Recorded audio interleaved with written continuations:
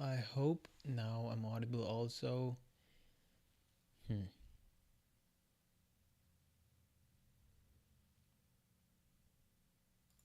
There we go. Hello, everyone. So this video was. This is not a video, by the way. This is a live stream. I'm live right now. I'm gonna read all the chats. I'll try to read all the chats.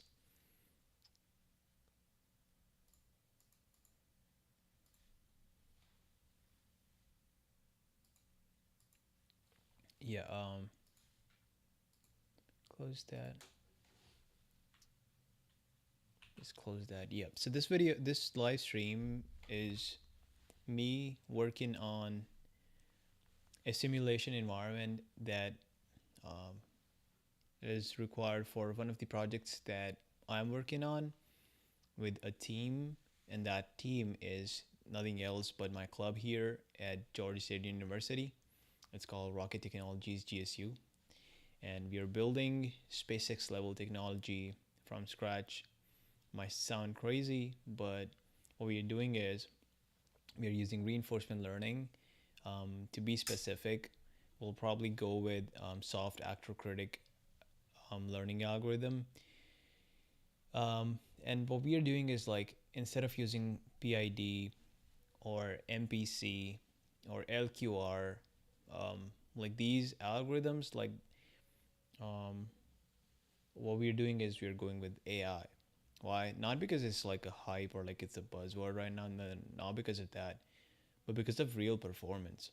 The performance that comes from anything that is controlled by reinforcement learning is proven like time and time again. Like for example, AlphaGo, the game, the Chinese game Go, which is one of the hardest board games, was nailed by AlphaGo made by Google Brain Team, Google DeepMind.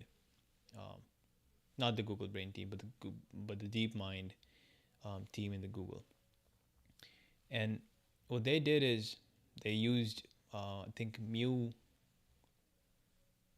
architecture, or like one of the reinforcement learning paradigms. And I am not too knowledgeable in this field right now, but it will only come with experience. So this is my first serious level of reinforcement learning project, and even to begin like getting any experience in that at all, we need a an environment for the agent. What agent is? It's a policy network.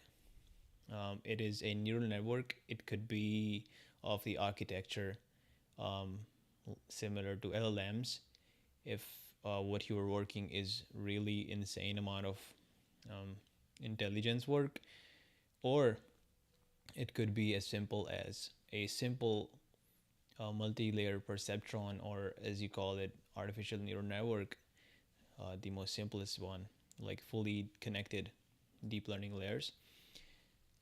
Um, it could be anything depending upon your requirements. So what we are doing is we're going to use soft actor critic, and what is special about that algorithm is the fact that there's four more neural networks learning alongside with this main reinforcement learning agent, which we refer to policy network. Policy network is the main agent that actually interacts, sends action vector into the simulation environment, and then simulation environment simulates what's going to happen considering that input that the RL agent just gave, and then it have some new state based upon whatever simulation just predicted, and then that state is again redirected back as an input for the policy network or the RL agent. And then again, the RL agent sees that state and tries to predict what should be the next action. The action then again goes back to the simulation, and then so on. Um, but there's one more thing that happens in this pipeline, which is called reward function, which is called reward.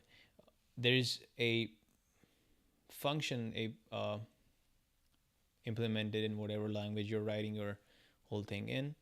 You implement a function called reward function. What that does is it sees what action. I'm not sure if it depends directly on action, but it depends upon what state your simulation is in. If it's a good state, you give it a positive reward.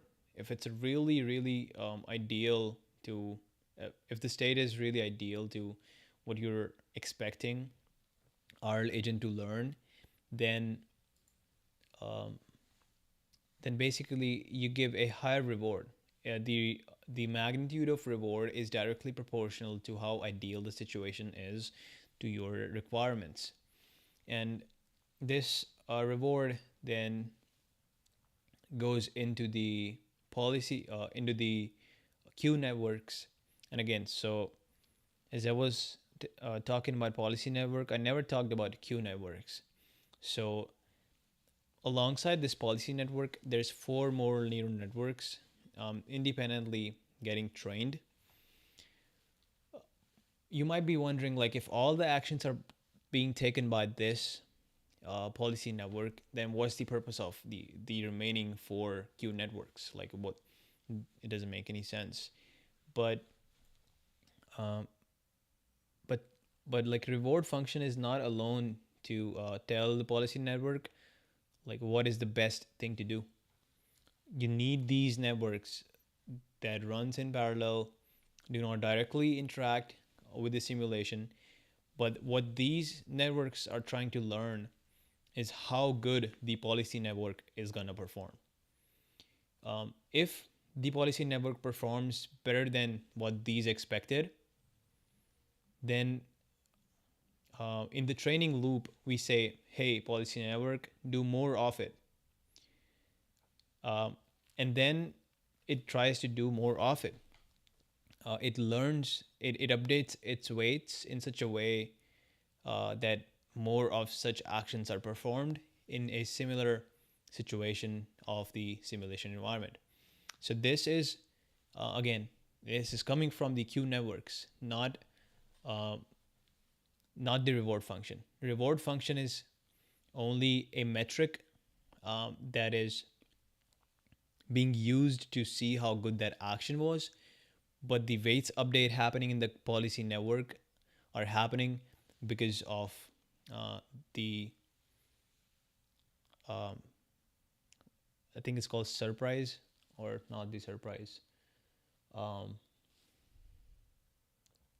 the difference between yeah, it's called the, I forgot the exact terminology, but it is the difference between the actual reward versus what the queue networks predicted the reward is gonna be. All right, I guess I'll not keep talking too much. I guess we'll just start. I'm gonna share my screen, um, and we're gonna start with writing some Julia simulation code. I already have some code in here. Also, let me just make sure that the stream is going good. If there's any chats, let me reply to them. There's no chats, at least as of now. Give it a refresh. Okay. Well, I haven't even shared this stream to anyone. Let me just share it. Give me 1 second.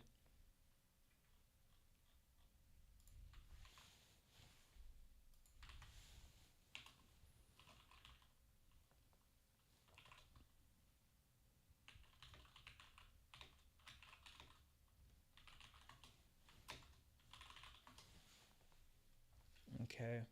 Well,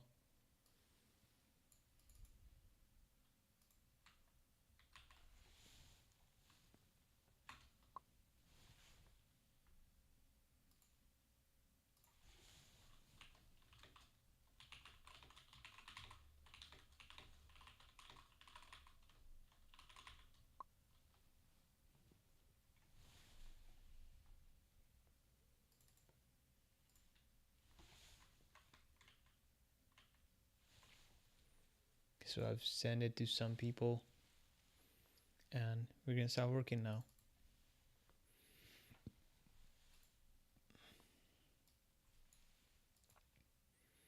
I will quickly go over kind of like the architecture of code, or like the organization of code.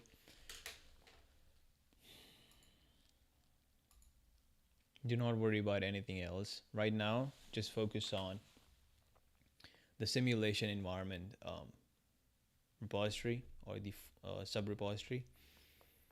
What, like, the way this entire code is organized is there's a dynamics file, dynamics.jl. What this file is doing is, I mean, what this um, whole code is doing is multiplying this A matrix by the incoming state vector, and now the resulting state vector of this product becomes the new state vector. And the reason is pretty simple. If you'll see, our state vector is an 18-dimensional vector. The first three numbers in this whole list or the vector are x, y, and z coordinates. Why does this look odd? Hold on a second. Did I do something? All right. Well, this might be a problem. Okay. Oh, never mind. Yeah, this is actually a lot of information. Okay, I just got pushed. No, no, no, it's perfect. Yeah, never mind. I got tripped. But yeah, as I was saying, the first three numbers in the entire vector. So think about vector multiplication, vector and a matrix multiplication.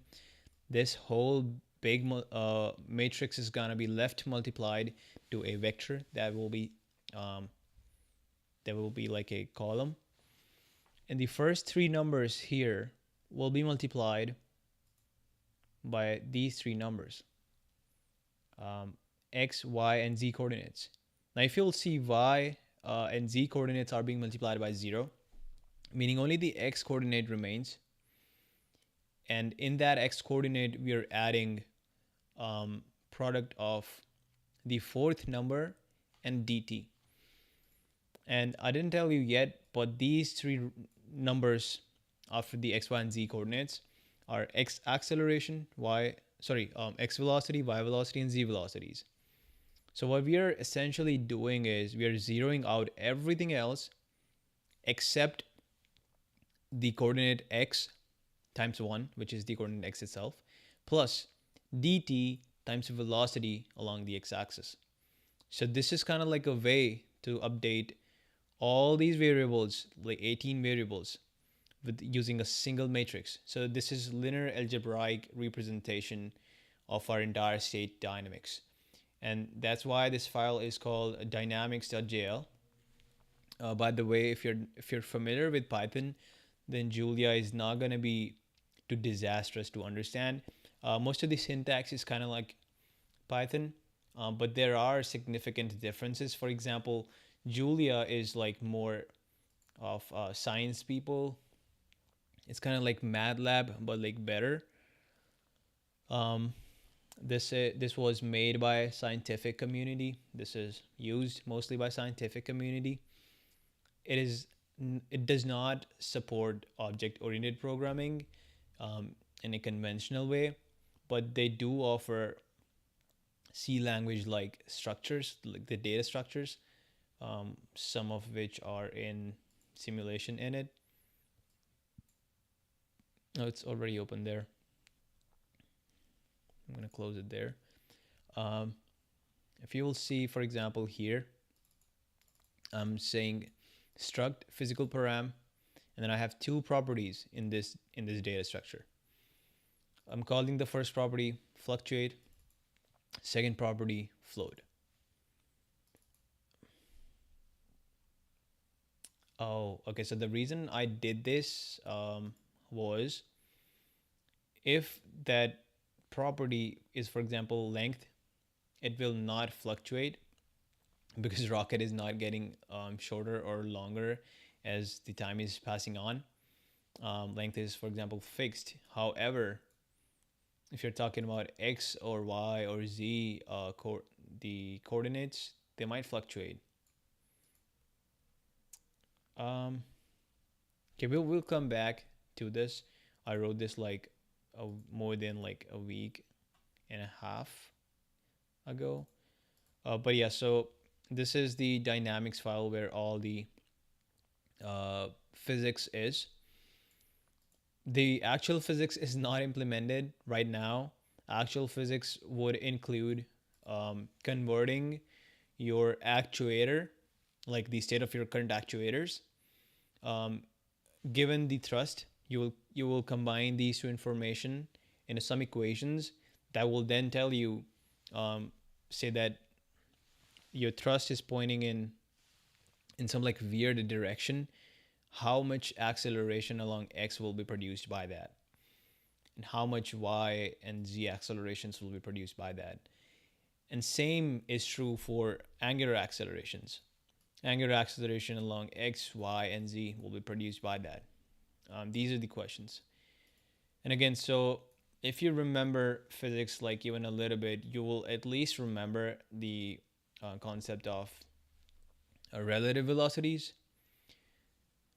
And relative velocity, basically, if you've ever seen rain, and let's say you were in the car while you were seeing the rain kind of like it changes its angle with respect to you.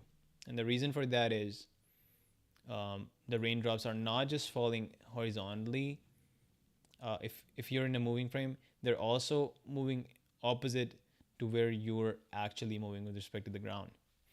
So the this vector plus this vector gives you a diagonal vector, which you then view the rain as. Right, enough yapping. I guess let's just get started on it. All right. So I'm getting a few things from here. First is thrust, then there's t, which is current time, and then there's state vector. Should we also get dt? For now, I already have dt.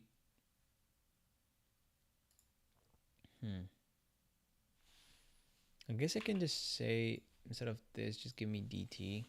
I mean, I'll come back later and we'll um, finalize this decision.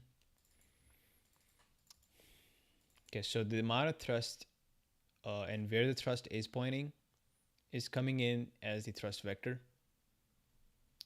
Is that true? Let's think about it, okay? So I do know where the actuators are pointing, but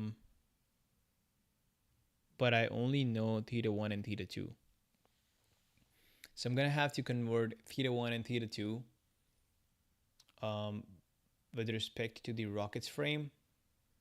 Ooh, okay. Yeah, we need significant changes here. All right, let's dive now. Enough yapping.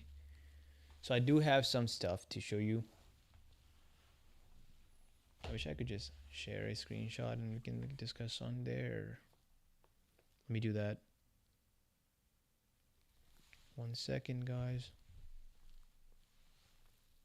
I'm gonna share this to my drive.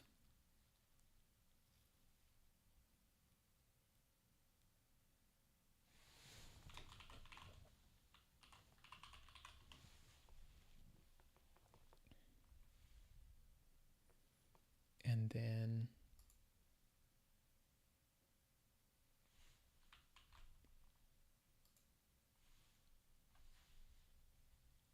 oh, the Wi-Fi is not on my tab.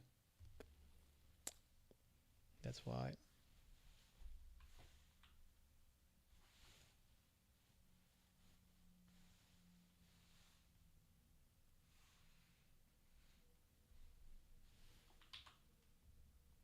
One second.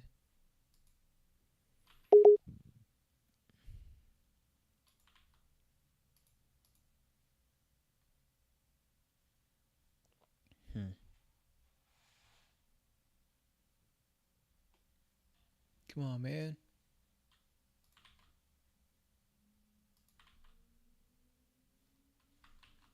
Oh, okay, there you go. We have the image ready. Okay. Right, so hope you can still see my screen. Pretty cool.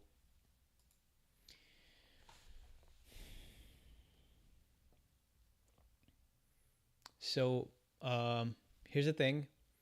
There's a bunch of files as we just saw. Again, like going over them really quickly. So simulation initialization.jl, this Julia file takes in the configuration data structures, which includes rocket actuators and sensors. And so think about each file like a function. They're not they're not functioning in a true sense. However, they're only doing one particular function. Like they're only handling one particular functionality of the whole simulation. That's the way I've just like structured the whole Julia code base. Um, so for simulation, the main purpose is to take in these configuration data structures. For example, rocket's configuration data structure looks like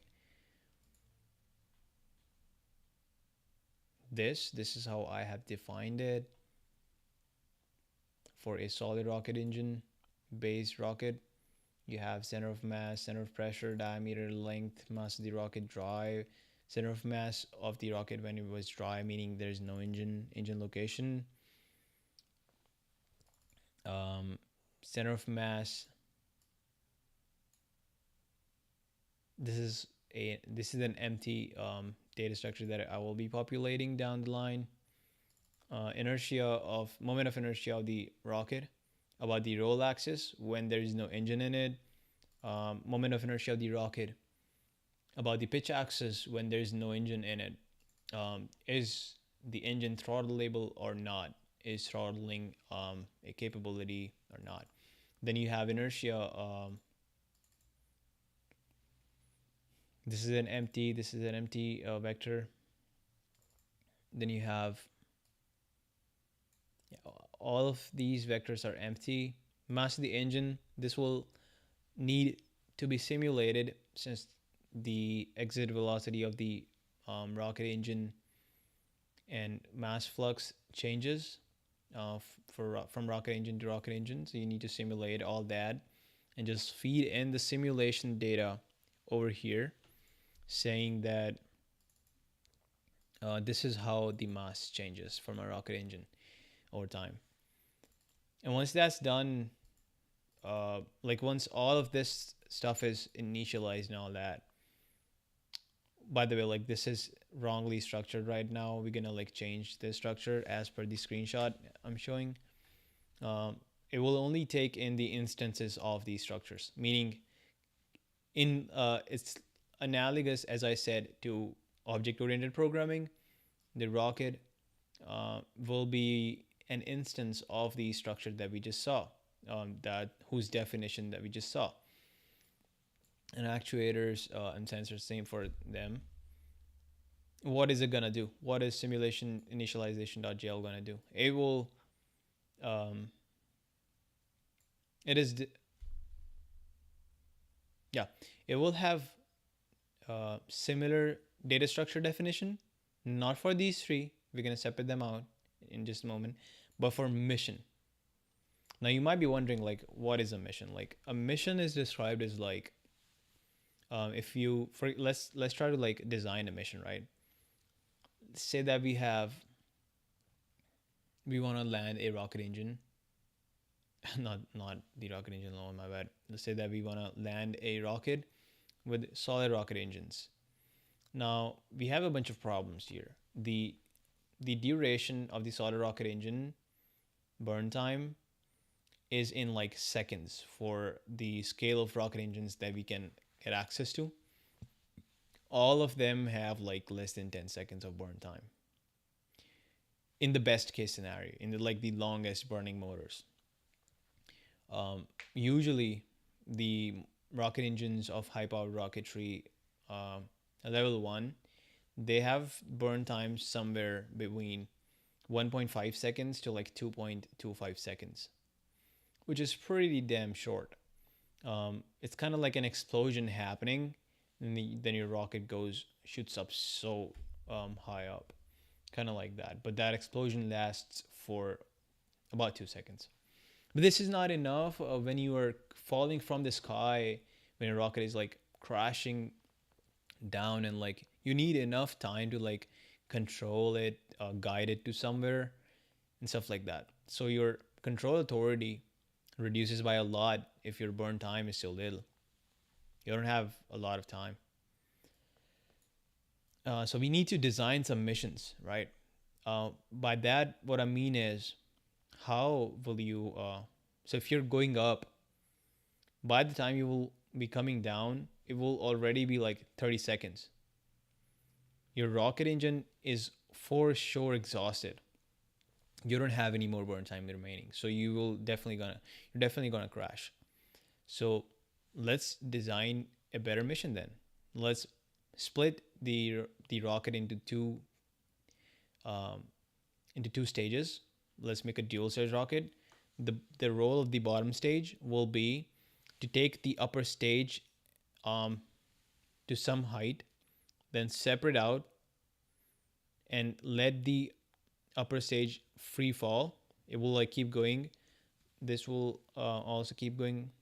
The first stage will eject its parachute. It will come down slowly with the parachute, but the upper stage will be free falling. Then we're gonna ignite the engine right when it will be pretty close to the ground. We will ignite it and it will flip the rocket, and we're gonna kill all the velocity in like the last second, and it's gonna just land. This is not dual stage mission. So it's kind of like designing the whole flight, thinking about the whole flight, and writing parameters, um, design parameters, and all required things here in this data structure. This will be the whole mission, which will reside in the simulation.init. Now, the next thing is, this file will also have a functionality which will initialize the state function or the state vector. This function will give the first state vector ever for the whole simulation. So think about it. So far, whatever we have talked about was a discussion saying like you have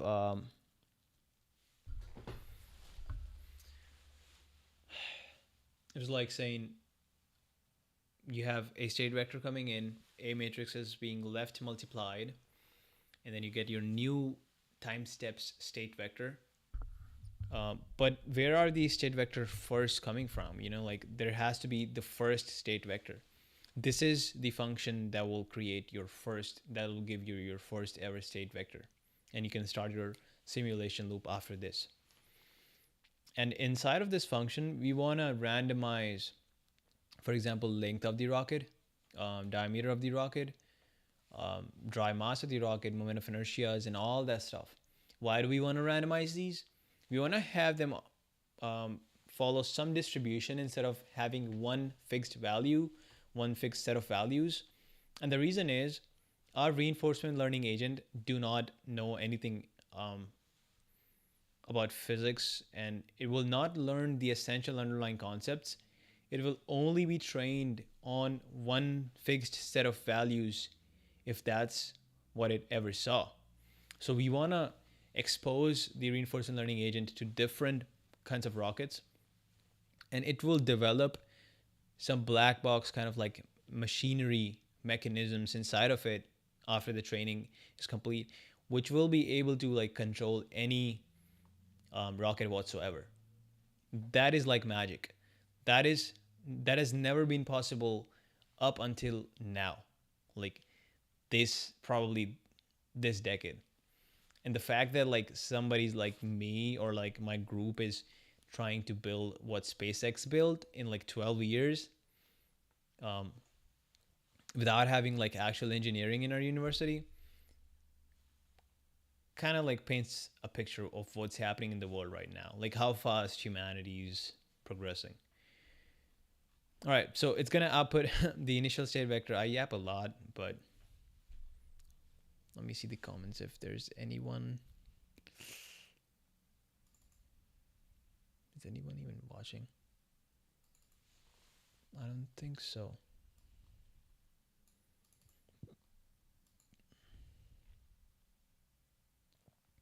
Yeah, no one's watching. It's okay.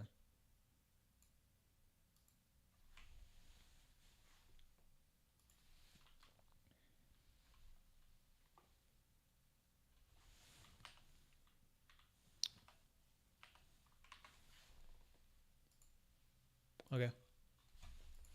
What is dynamics? We have already seen it. It's going to take in the state vector, actuator state, and output a state vector. Okay.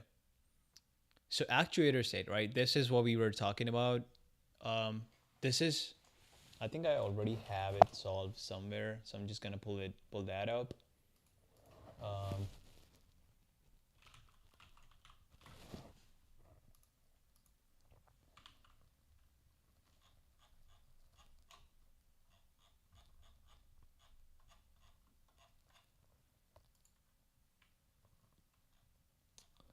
um, it has to be in the B matrix. I really do not want to use the same exact formulas. It's a pain in the butt. Let me see what I can do.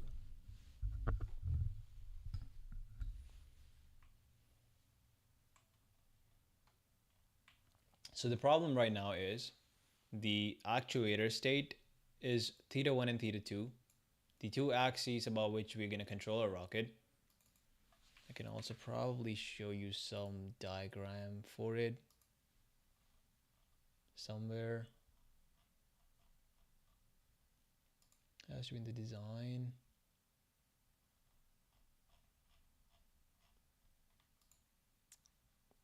Okay, this is it.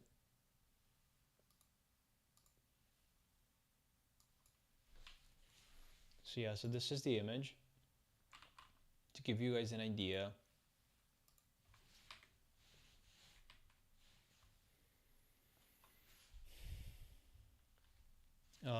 This is kind of like the test setup you can imagine. Well, oh, my bad, this image does not have it. Oopsies.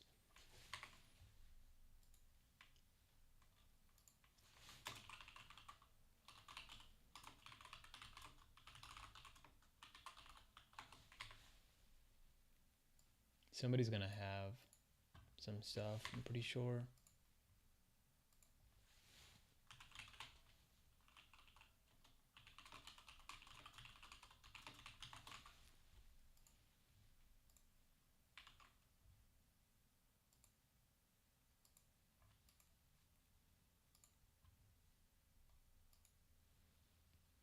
You see, so this rotation, these rotations are happening about two different axes, um, and you can basically take a rocket anywhere using these two controls. So you see, there are two um, servo motors, and this servo motor is controlling theta 1, the other one is controlling theta 2. So um, we have these two thetas. From these two thetas, we want to get the actual vector. It's a pretty simple problem. I wish I could share my tabs screen for somehow. Guess I cannot. How should we do it? I can try. Okay. 1 second. Let me readjust real quick.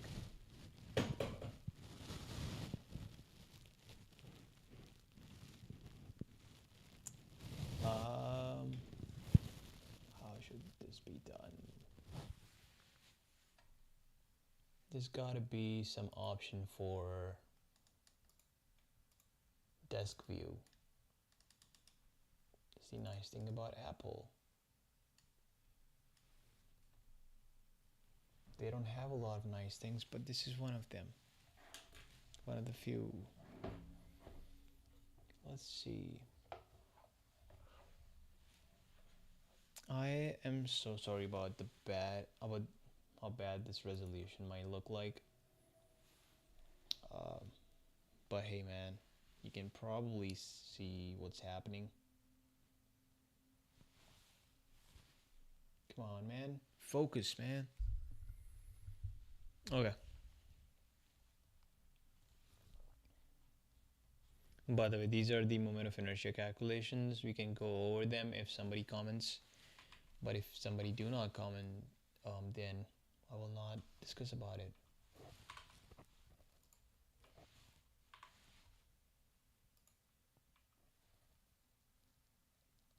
Okay, wait, hold on. Where is my stream going, man?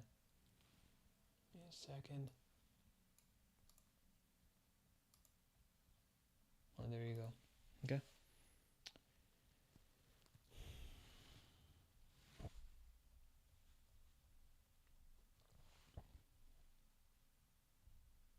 Just gonna add a page real quick. Put it up there. Right. So let's define a problem statement. We need so we are given theta 1 and theta 2, and from these two thetas we want to convert, or like we want to extract okay, this is not the only thing that we are given. We are also given the amount of thrust t, which is a function of time. Okay, so t is a function of time, and we know that theta 1 and theta 2 is where the stuff is pointing right now.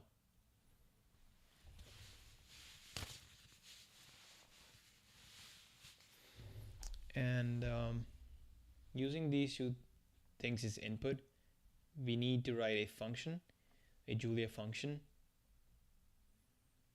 that takes in both of these things, and that spits out a vector which gives me t of x, t of y, t of z. Thrust along the x-axis, y-axis, and z-axis, components of the thrust vector. Okay, so now you might be wondering, like, how hard is this problem? Like, how am I gonna solve this? So let me tell you this. This is like the easiest problem that I've solved in a long time. What we're gonna do is we will see that. Let's just make a diagram first. Otherwise, I cannot start discussing about it. So say that this is like the exit plane of the rocket's body. Like, let's say this is the rocket's body. Just gonna enlarge it.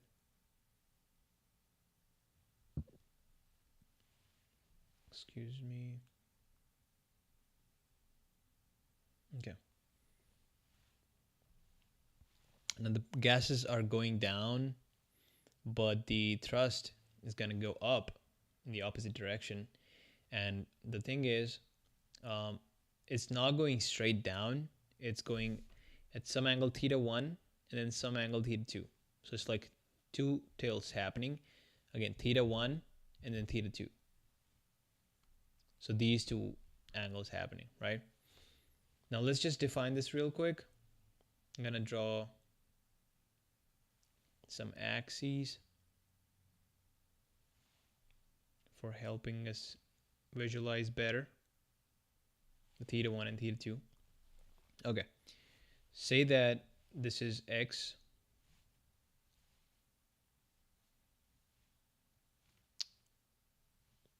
never mind, say that this is x, man,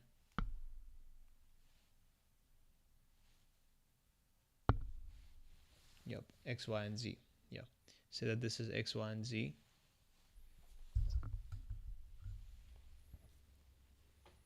And our thrust vector, let's say, is making theta 1 from the x-axis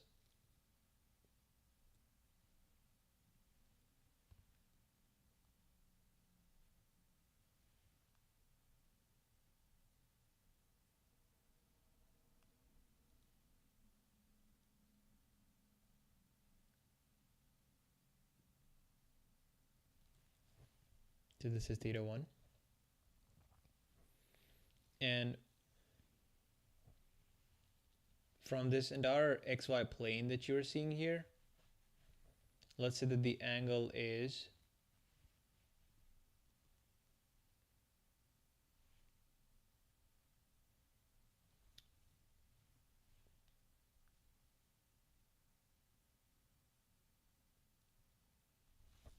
should we do like that or maybe differently? I'm thinking. Well, it's all about preferences. Math is not gonna change. So I'm just not gonna care, I guess. Okay. Yeah, so we have theta 1 here and then theta 2 here. Okay. I'll also write it, I guess.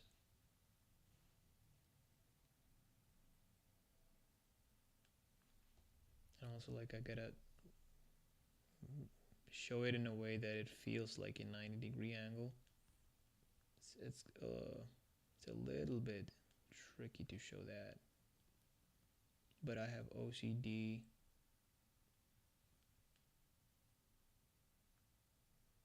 Need to nail it. I guess this is a good job, right? So we got a plane defined over here.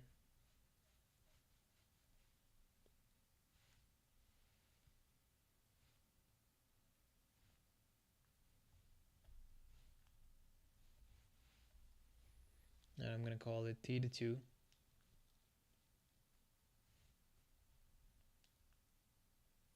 We also call theta 1 as like azimuth angle.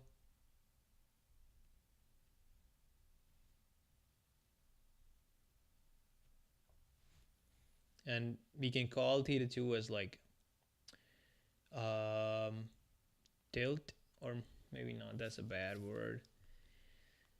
What do we call it? Just call it something. Pitch. Okay. Well, let's do this. Hold on, I got an idea. Let's do this.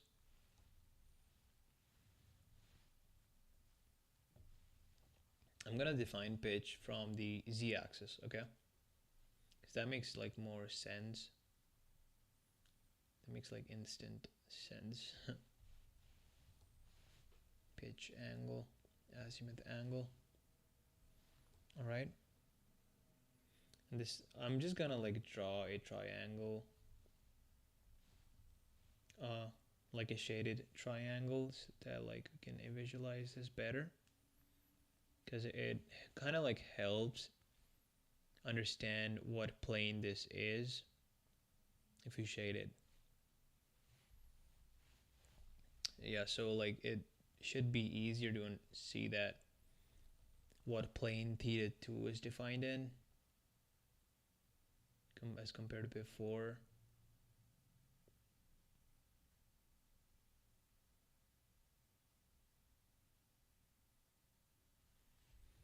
You get the idea though.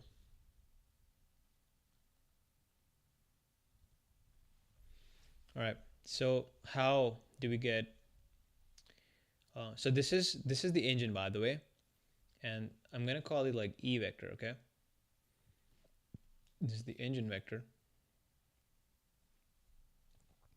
And we can also say that instead of having E vector, let's just call it small e and cap. What this means is it is a unitary vector or unit vector in the direction of the rocket engine. And why is that useful? Let's see. So think about it, right? Thrust will be exactly opposite of this vector, like polar opposite, like 180 degrees. This will be your thrust vector. Okay.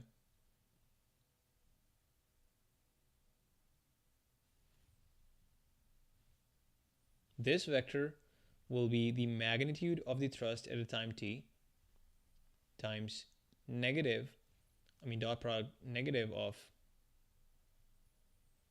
this unitary vector that we just wrote. So if we can just find this vector, we can plug it in here. Why? Because just think about it. This is only the magnitude. If you already have the direction, then you can just multiply them. Or you can think of, we can scale this direction, but this magnitude, and that is your thrust vector. We're going to use that formula. So let's see how we can represent this unitary vector in the direction of the rocket engine using these two thetas as the input. They also have this cool ass pen, by the way. Like it changes color. It has color gradient as you keep writing it, and then it just hides, which is pretty cool for presentations. Okay. This might be the most boring stream of my whole life. There's literally no one joining.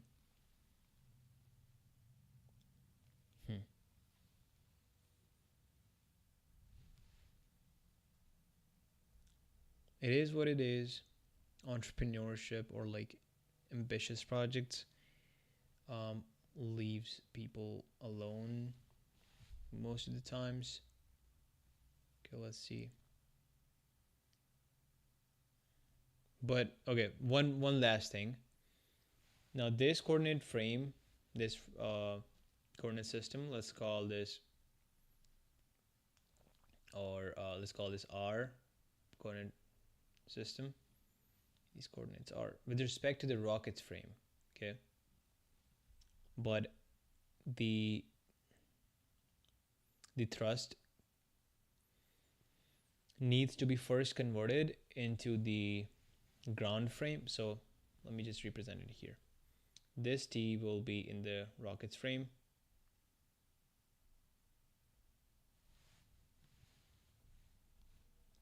It's kind of like a top left superscript, which represents where the vector is, like what coordinate frame the vector is represented in. It's just a notation. This needs to be converted first into the ground frame. Okay, that makes this problem a little harder. It is not too straightforward anymore. Let's call it U, meaning the universal frame. And the formula will not be too difficult, but it will not be too easy. Okay.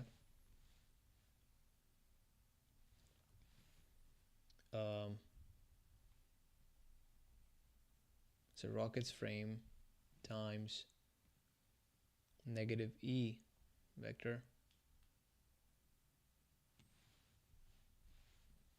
If you left multiply this whole vector by a rotation matrix, or as we call it, linear transformation matrix, that rotates every vector from rocket's frame to the universal frame,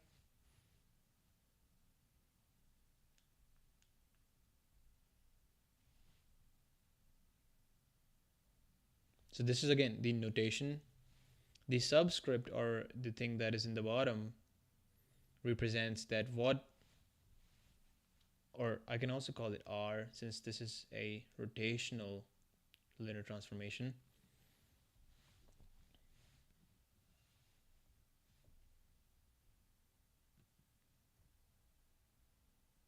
Okay. So if we can find this out and this out, let me just highlight them real quick. You can find this.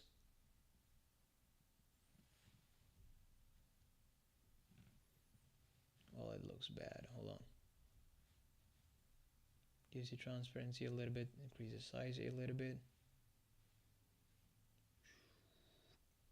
Find this as well as this. Then we are set. That's all we need to know, literally, to find this thrust vector out. And after finding this out, everything will be literally so trivial. Just follow me, okay?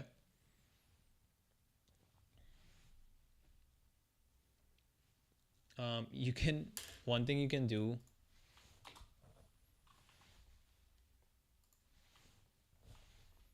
is just search transformation matrices from on Wikipedia or rotational.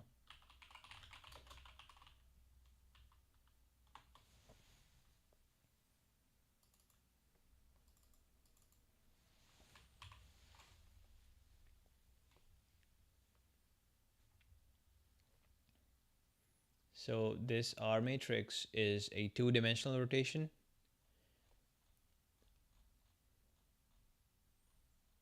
And this rotation looks like this. But also turn the night shift on since it is 12:39 a.m. and I do have morning classes and I cannot be staying up too late tonight. Yeah, these are the three rotation matrices.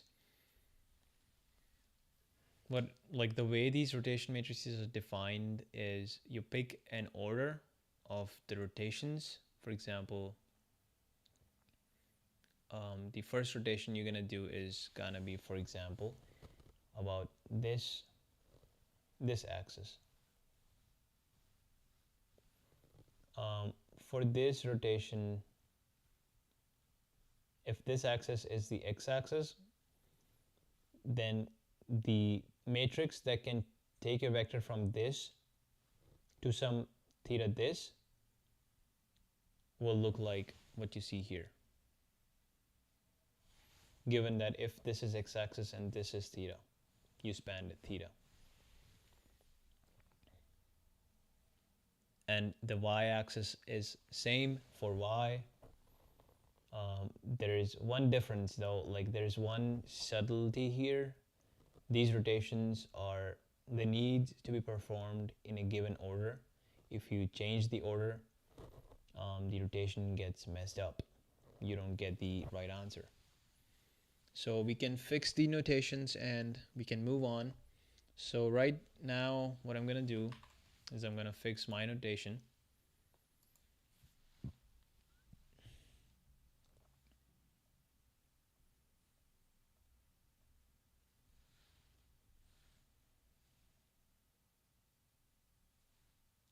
What I'm drawing right now is the ground's coordinate frame.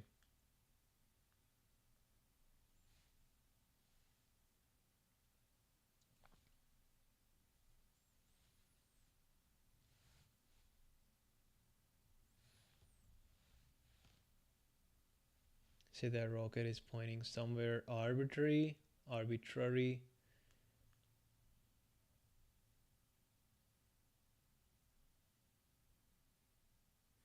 then its coordinates frame is gonna be messed up, okay? Obviously, it's gonna be messed up.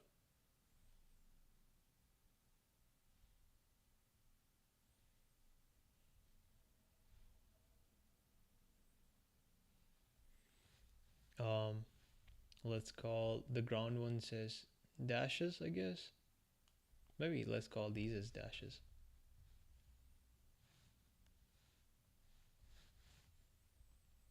Let's say the linear transformation that you can use to represent this vector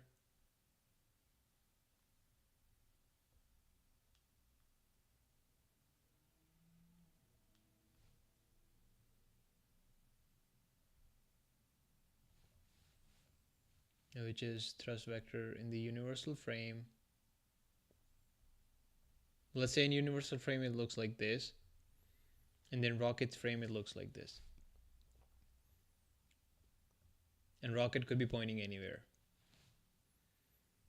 The transformation that's gonna convert this blue vector into this representation, which we need to see how to then like break it into components, see what the different components of this vector is. Only then you can say that, hey, this vector, let's say this is tx, or let's just call it like alpha x. This alpha x is responsible for, let me just call this ax, man. This ax is responsible for the x-axis acceleration of the whole rocket. But unless you don't know the white vector, you can never say that. You can never know how in the ground frame your rocket is going to shift along the x-axis, or the velocity of the rocket is going to change along the x-axis. So you need this ax, for which you need the y vector. I hope you're convinced up until this point, the way this rotation is going to happen is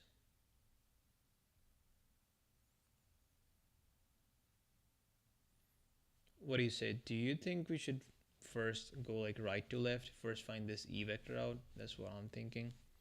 I'm gonna do that, just that. I'm gonna shift all this down here. I'll use my space to calculate that real quick. Just calculate. Okay. So e vector will be, so all you need to literally do is just see where this point lies. I'm going to take a projection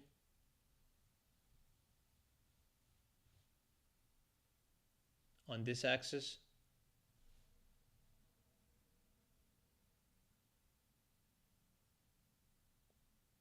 and I'm going to take two projections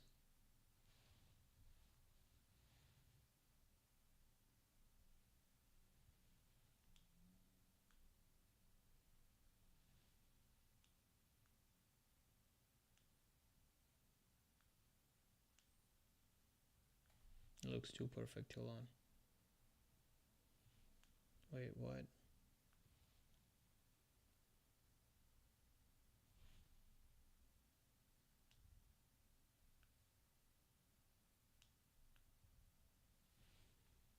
Okay, let's say this point, and then you need to take projections of this point about x and y. So the way I've broken this whole problem down is like this. I need to know the coordinates of these of this point, given that this length is 1. This point will give me the 3 values of this vector. I don't know the x coordinate, I don't know the y coordinate, I don't know the z coordinate. How am I gonna find them out? I took a projection of this point along the z-axis. Now the length, this length that I just marked, is the value of z itself. And what is this value? It is going to be cosine of the theta 2. I'm just going to write it down, I guess.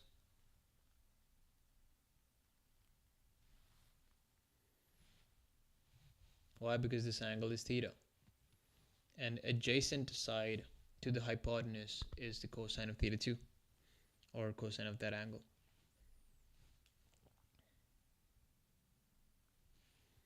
And then let's talk about the x and y, right?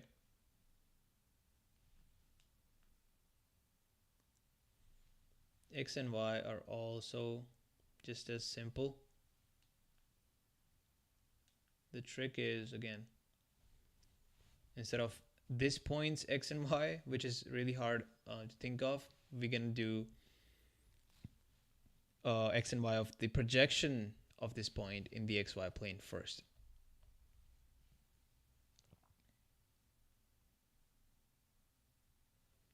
So So thinking about this projection.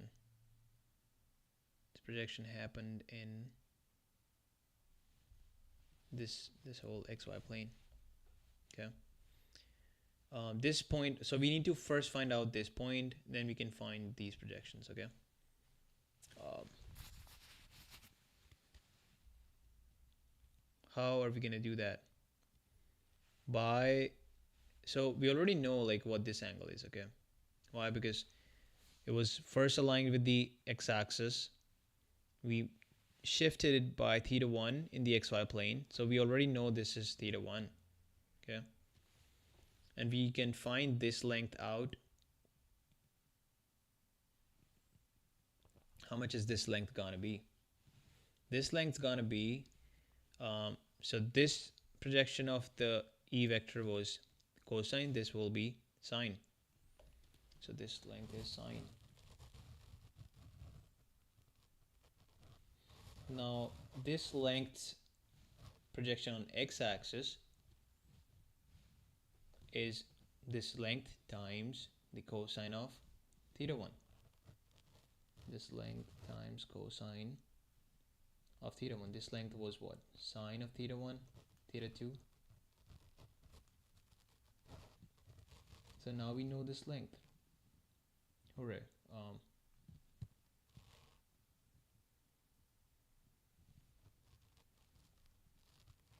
Wasn't that easy? Wasn't that straightforward? That was right.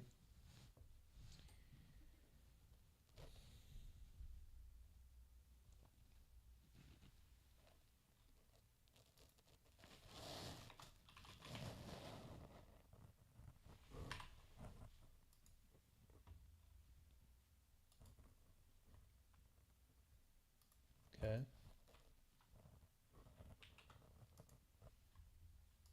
I lost the stream. Okay, there you go. And then this length. So we just took the cosine component. Now we only are left with the sine one. And without even thinking, I can say that this is going to be sine. Okay. So what did I do? I took two projections. First projection was taking cosine of this vector. Second projection was taking sine of this vector. And then for the sine component, I took two more projections. First projection was cosine, which is this vector. Second projection, sine, which is this vector. I hope it is clear. If it's not, I don't think I can do a better job than this to explain this. Okay, so now I know all the three components. Let me just mark them real quick. This is the x, this is the y, oopsies, and then this is the z. So x is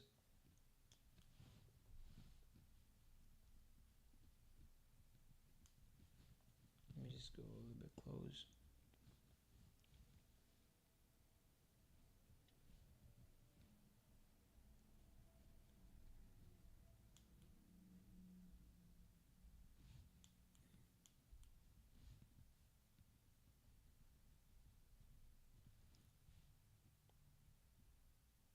Oopsies.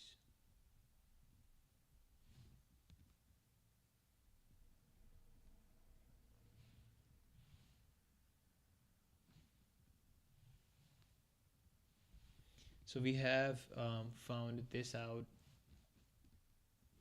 halfway there. Then we only got to find this remaining thing out. For this, there's some requirements that we need to assume or expect that we have, only then we can move on. And those, I'll just lay them down real quick. Those are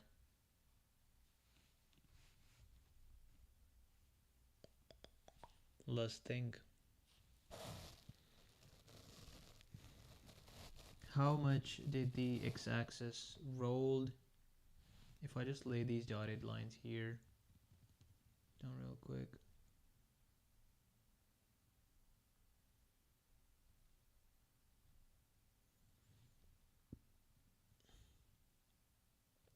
there's three parameters that we need to know: yaw, pitch, and roll. Okay. So let's call this like gamma, gamma 2, and gamma 3. Knowing these three things, where gamma 1 is defined as the following: the tilt that happened for y and z axis, let's say you fixed the x-axis, you rotated everything about the x-axis, then x-axis did not change itself. What got changed are the z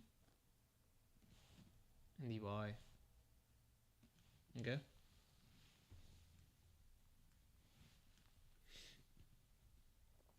um, and for this new coordinate frame now, which is this one, what you did is you fixed the new y, let's just represent by y dash. You fixed this new y, and then you rotated everything else, which might be in this direction, for example, and now you have a different coordinate frame.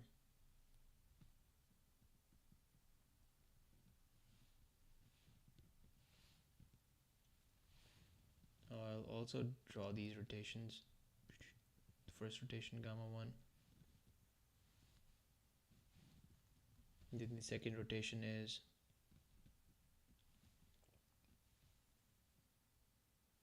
keeping this fixed, rotating about this, meaning this rotation. This is gamma 2.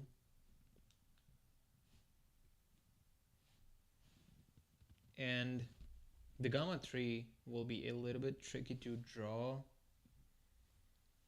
We're gonna keep the z double dash fixed, rotate everything else. We can go about this, and so this might look like that. This will be y triple dash, and then x will also be rotated a little bit. This will be x triple dash. Okay, and this rotation that we just did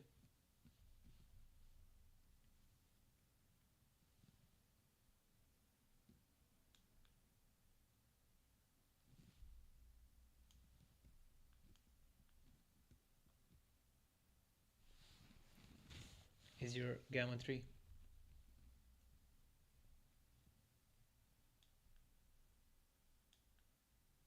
How do you draw gamma? Yeah, like that.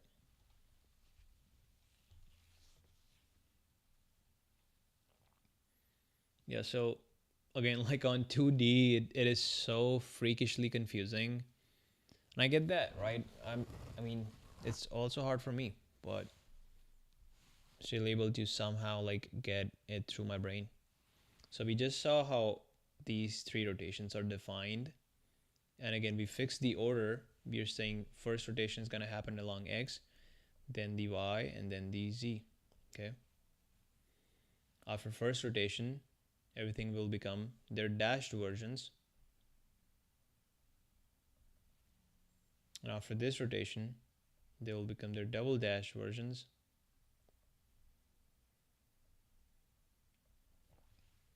After the last rotation, they will become the triple dashed versions. Okay. And just to be consistent, I'm just gonna like update these. These are like after third transformation. Yeah, so this is what happened to your rocket. We can say that this is yaw, pitch, and roll. I don't think, let me think about it. Give me 1 second real quick.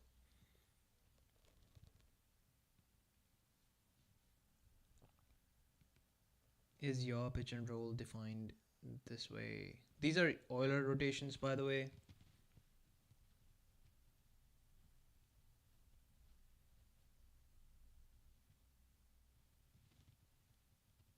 kind of like gimbaled rotations, because at a given time you can only rotate one of the gimbal axis. Well, this has happened like simultaneously, but like I'm just saying mathematically.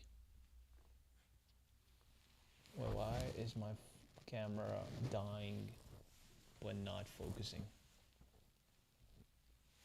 I'm sorry for the resolution, by the way. Like, I know this sucks. I wish I could have done better.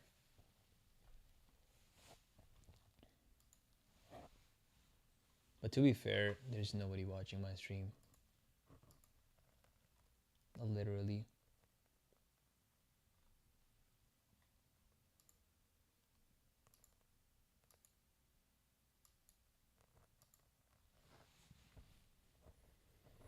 Okay. All right. So let's do the math behind it real quick. So after the first rotation, see what's happening. We started like this. First rotation happened. Y changed. Z changed. So I'm just gonna quickly write the Rx from rocket's frame. Sorry, from rocket's frame to universal frame about the x-axis. So the way you write rotation transformations is pretty simple.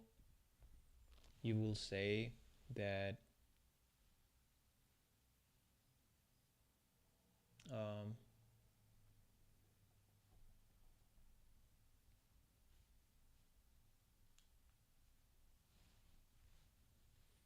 if these got rotated like this, then how does a vector's representation changes? That's what you're gonna say.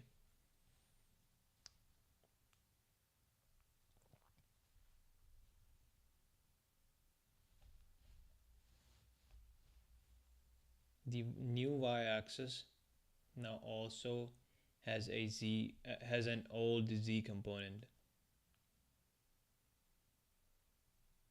if you'll see, and that's going to be negative. And for the new z-axis,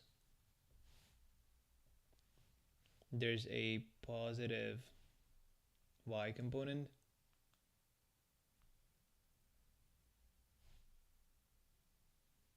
and its original z component reduced. So how much did that reduce by? That reduced by cosine of gamma 1.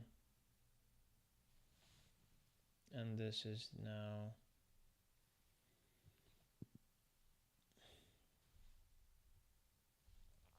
excuse me, sine of gamma 1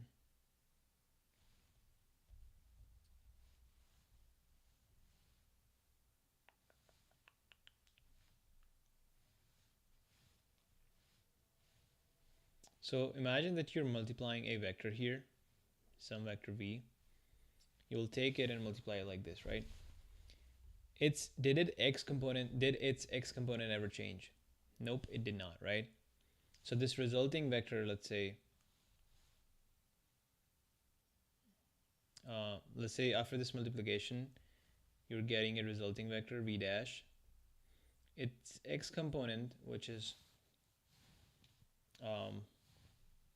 the sum of all these three components being multiplied like that correspondingly.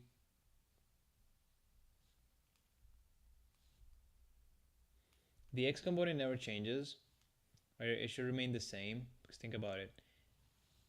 The new x and the original x are still overlapping. So naturally, there has to be only one here. Okay, x component didn't change. Now, this y component ever decides anything about it? No, right? So it has to be 0 here. This number also has to be 0, right? So the first row is determined like this, okay? Let's now brainstorm how the next, let's call this v dash, has to be the same. So vx naught. Okay. But now this will change. Okay. This will now change. How will this change?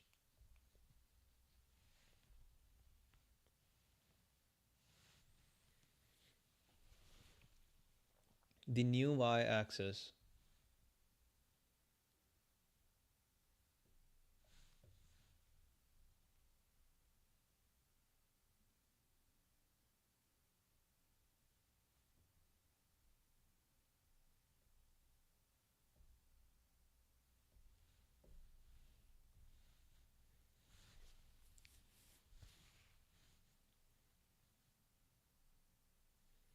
is only cosine of gamma 1. Okay. So this y needs to be cosine gamma 1.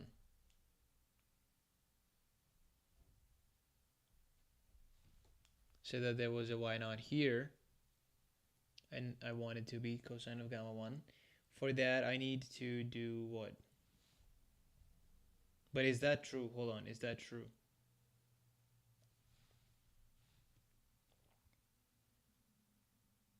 That's not fully true. There's also plus this component, sine of gamma 1. Okay.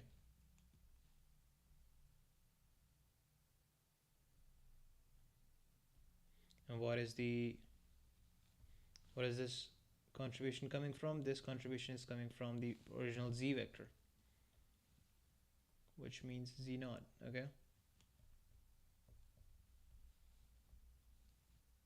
Oh man, this is like the worst explanation I've ever given. But holy shit, dude, this is not easy to explain.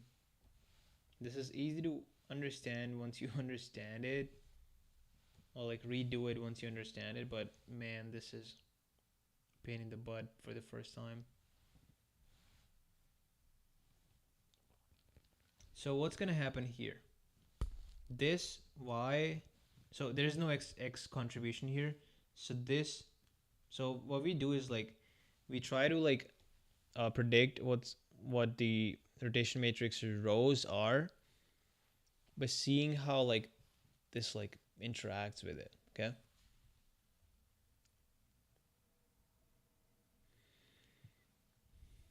This whole thing will go element while multiply here. X naught will be multiplied here, but there needs to be 0 for x naught to not show up here. Okay. For y naught to be multiplied by cosine gamma, there needs to be a cosine gamma here. Okay. And then similarly, there needs to be sine gamma 1 here. 0. And then let's see how the z component is like, right? Now the new z-axis is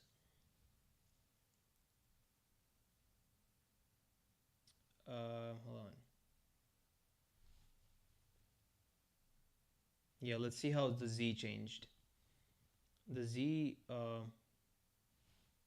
shrunk down to like now cosine gamma 1 coming from the original z, meaning what I meant by that is like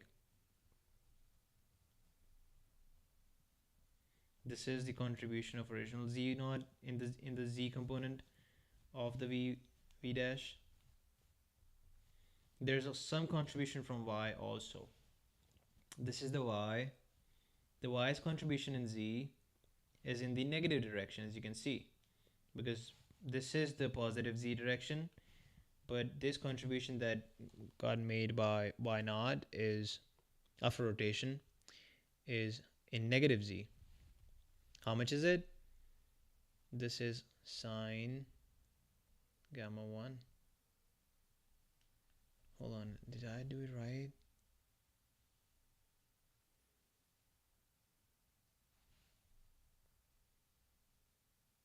Yep, I did it right. So it will be y naught minus sine gamma 1. Okay. Now naturally there's no contribution from x naught, so I'll have put in a 0 here already. This is gonna be negative sine gamma 1. It's gonna be positive cosine gamma 1. Okay. So that's how you determine. This is the analysis that you do to determine then a rotation matrix. It's not too bad. I know it kind of like things get a little bit of abstract here, but you get the idea. This is how you determine it. This is the whole analysis or like the reasoning um, that goes into it. Similarly, what you're gonna do is do this analysis for oopsies.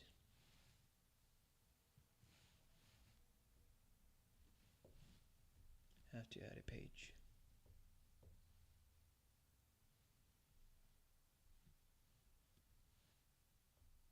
Man, it's 1 a.m. I probably need to sleep ASAP. I've fixed my sleeping schedule, so I better fucking continue it.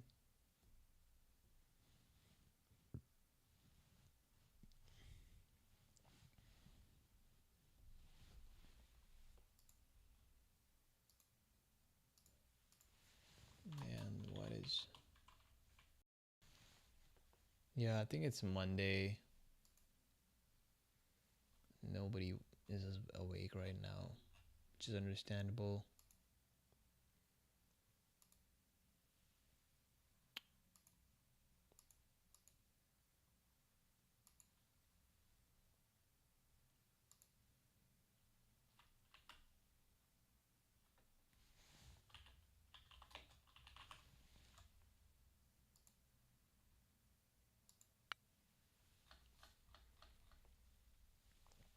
I promise, like, we will be done with this really soon, and then we'll go to the fun part, which is the coding. Coding is not bad. It only takes like a couple minutes, like 20 minutes to code this whole thing. I hope it's gonna be 20 minutes because I don't know how to write matrices in Julia yet, because there's no numpy in Julia. Shouldn't be bad. But yeah, as I was saying, right, this is the first rotation matrix. Think about it. You're multiplying your vector, which was originally represented in the ground frame, in the universal frame.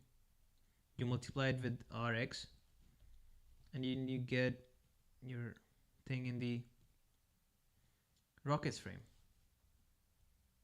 Or not exactly, but like the rotated frame, or the Rx frame, let's call it Rx. So this matrix is really universal to Rx. Or my bad, universal to Rx. Okay. What if you did this for all three of them? Just show you real quick. Copy.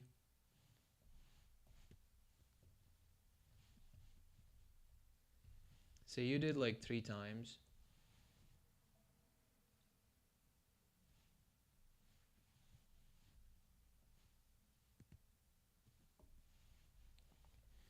But the second time, you will not start from universal. You will start from R of X already. And this time you will not get Rx, you will get Ry. Okay? And this time it will not be from universal to Rx. It will be from Rx to Ry. Okay? And this matrix will not be same anymore because this will not be same anymore. I don't know what this will look like exactly. I can do the same analysis I did above. Okay.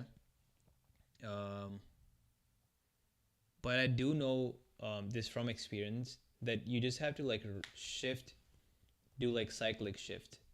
One about this, bring it here. I wish there was a little bit more space, man. Okay, give me 1 second. Let's make it a little bit more space. Okay. So I know that you need to do cyclic rotations. One about here. Okay. And then one about here. Oh man. And then literally this is how you get your x to y rotation. Because think about it. You kept your x constant, everything else in like in the, what do you call, it's kind of like cofactor in like minors. The minor of this element is built out of these cosine and sinusoidal projections, and the minor that you pick every single time is the one about which the rotation is happening. And then again, you need to do a cyclic rotation of this thing. So I'll quickly do this, copy this,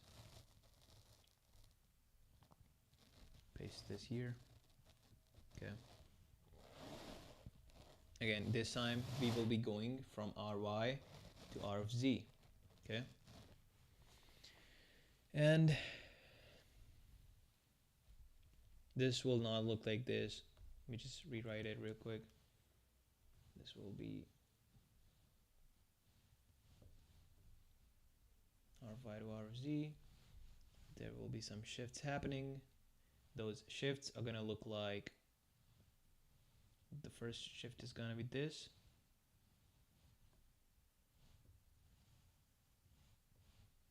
Then the second shift is gonna be about rows.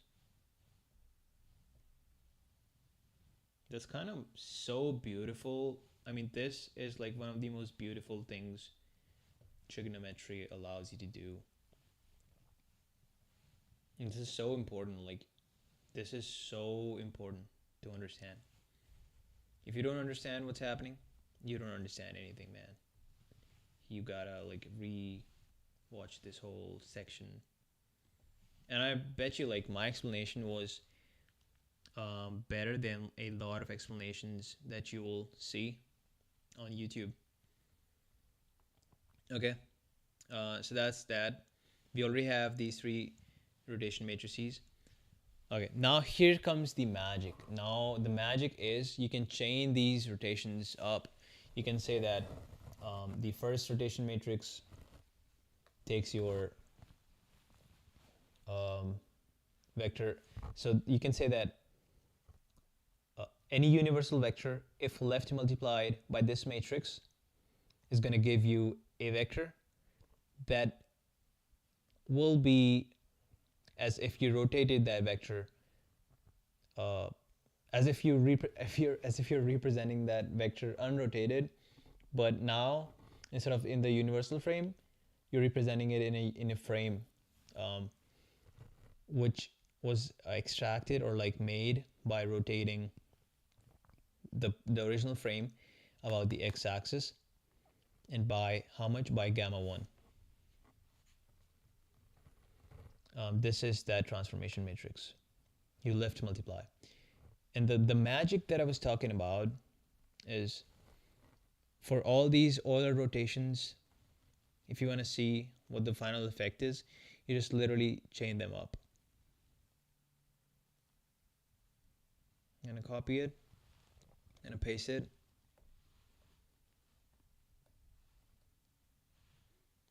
Delete that.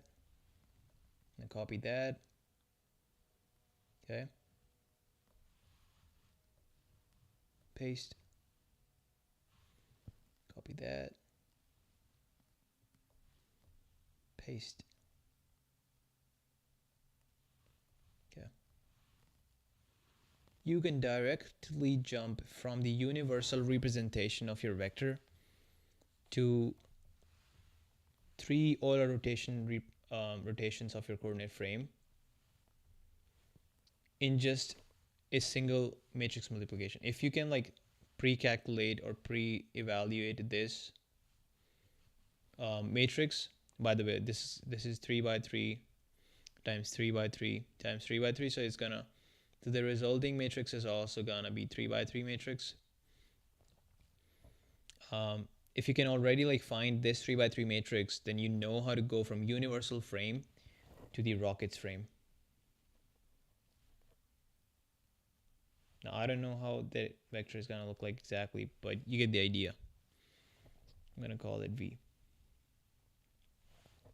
This matrix will be called R of,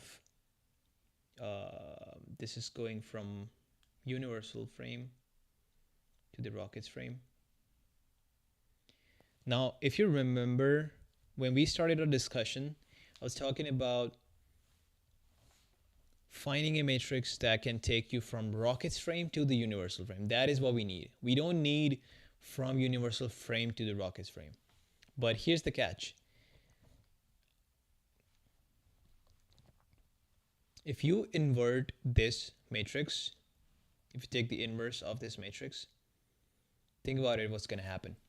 An inverse of a matrix is the same linear transformation, but reversed.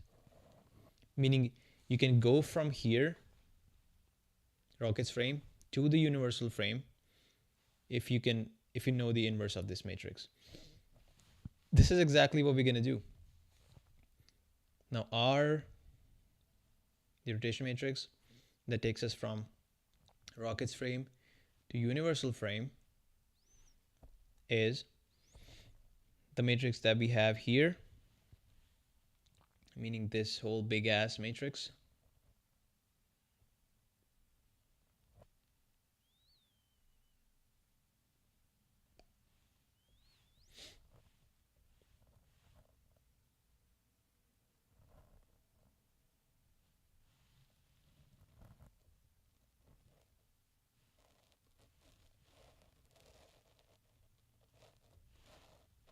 Times the inverse.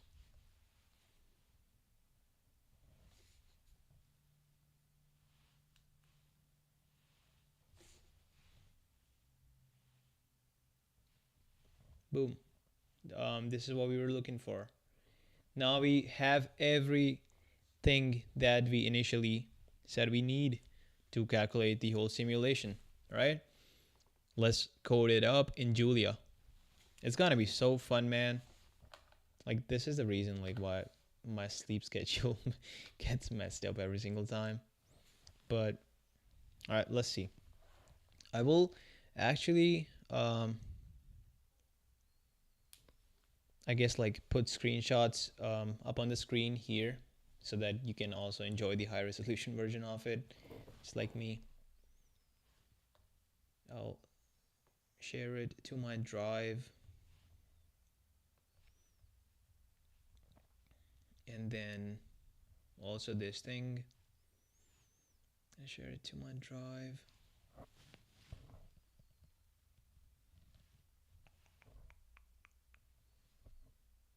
Okay,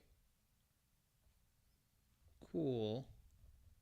I'll keep it on the side.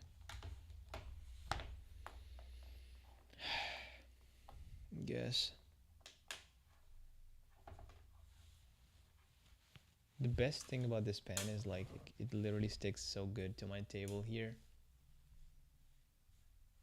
It like snap, so snap. Okay. Finally, we are ready to code something. It's gonna be so fun. I think I can close you now. Get the F out of here. Yeah, we don't need you, you little Wikipedia page.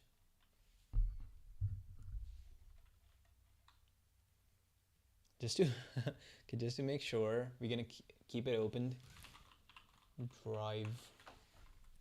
It should not be showing my personal drive here. I'll bring it to the other screen.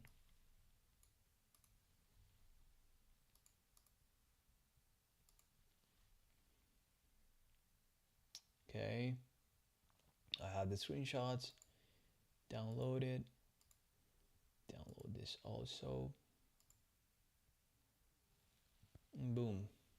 Right, just to cross check, is this correct, what we did? This,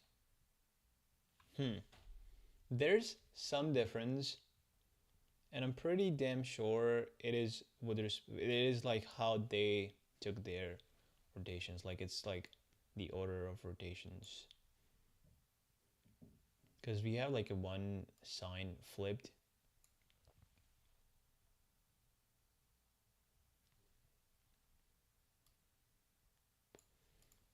Did I mess up in the diagram? I think I'm messed up in the diagram.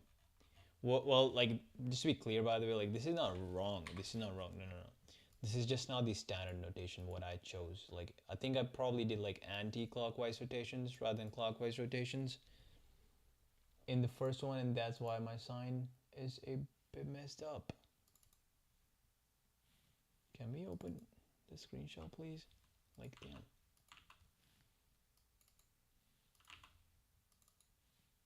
Okay. Wait, where's the other one?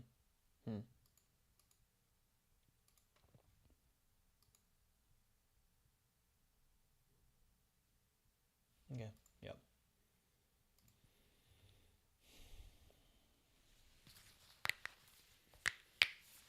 Okay.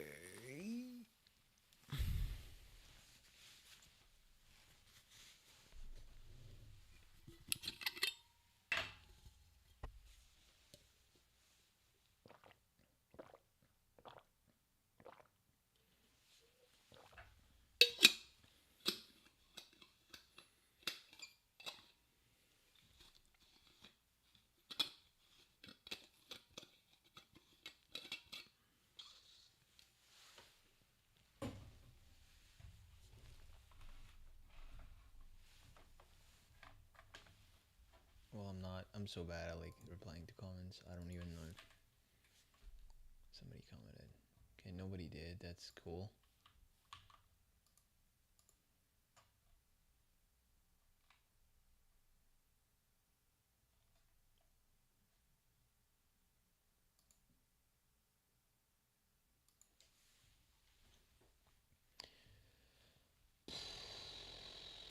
All right, let's ask ChatGPT.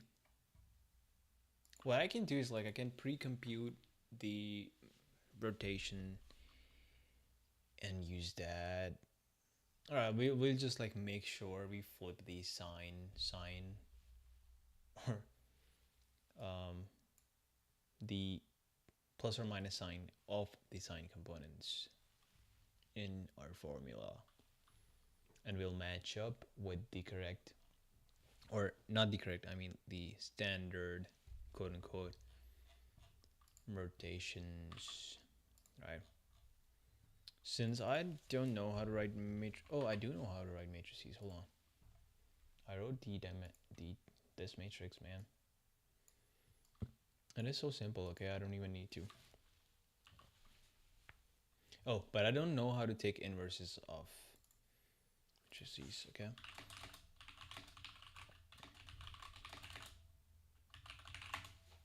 How to take matrix inverse in Julia. Using linear algebra, compute inverse, INV. Okay, it's literally INV. So easy.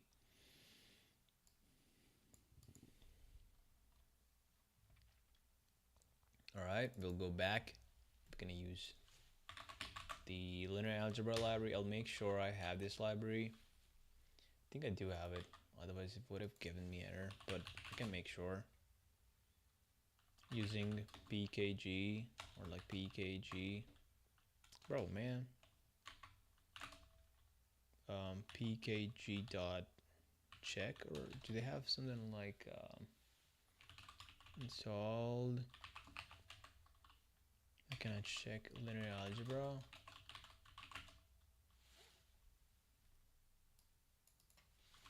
Well, think.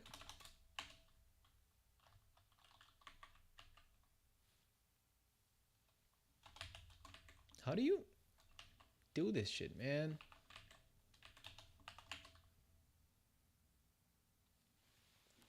Um,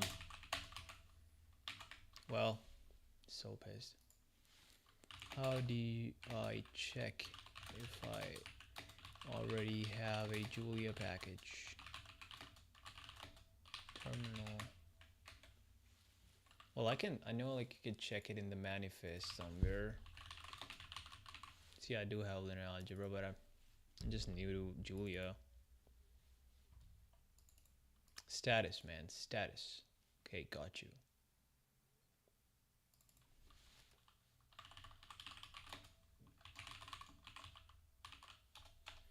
Jabra, what the F?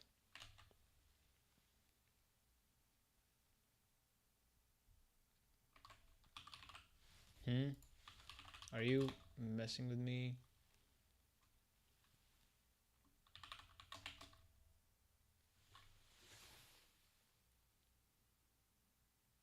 Bro, I fucking hate this.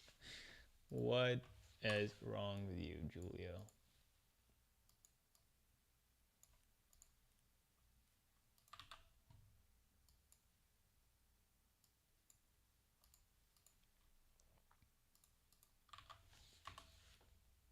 God damn.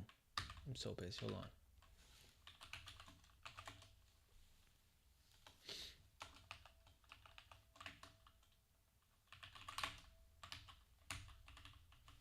Well, you know what? Status. Okay, well. Julio.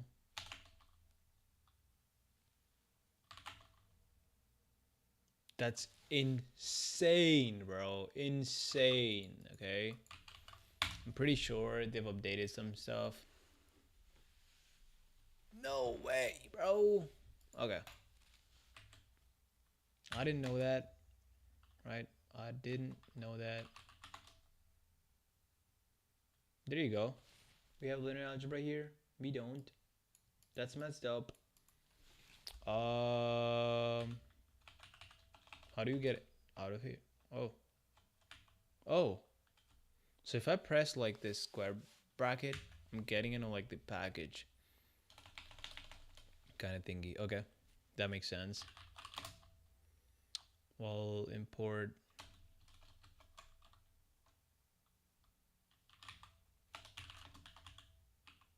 pkg dot install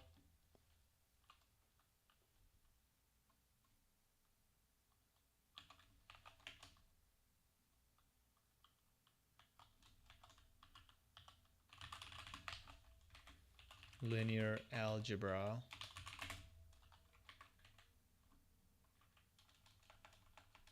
get. Bro, what was the freaking command, man?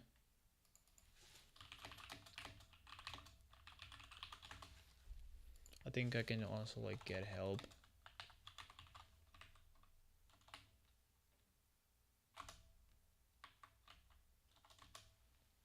Okay.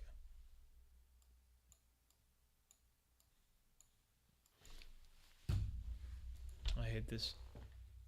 Who made this shit? Why can they not be normal? Oh, it's add. I do remember it now. God, so many freaking commands. And I need to do quotes, okay?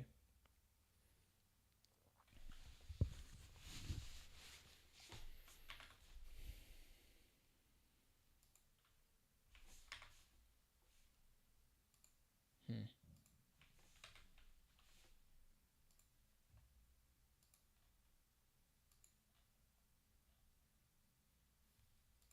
Hey, whoever is watching, um, drop your name in the chats. I want to know who's watching right now.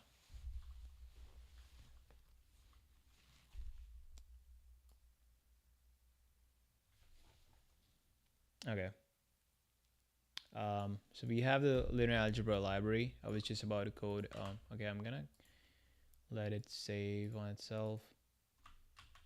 Also, I don't know if you know this shortcut, but if you press Shift Command, or if you're a Windows user, Shift Control, and then V, you can like see a preview of any README file, which is pretty sick. Okay, now I do have linear algebra. What I'm gonna do is I'll pre-calculate a function, or maybe I'll just like make a function, linear or rotation R to U rotation. Why am I calling it R to U? Because also there needs to be an end since it's Julia. By the way, like Julia is not like Python in the sense you have to, like, the function definition syntax looks like this. There is no semicolon here. Um, it is not like block defined, meaning you can like write stuff here. You can like write stuff here, won't give you an error. But to end the function or any block that you're in, you need to write end at the end. Funny. Also, now the person did not write in the comments who they are, but it's fine. R to U rotation. So I'm gonna take in three values: gamma 1, 2, and 3. Bro, there is no way. Okay, 3. And I'm gonna use these to calculate. Also, I'm gonna define something called R to U matrix.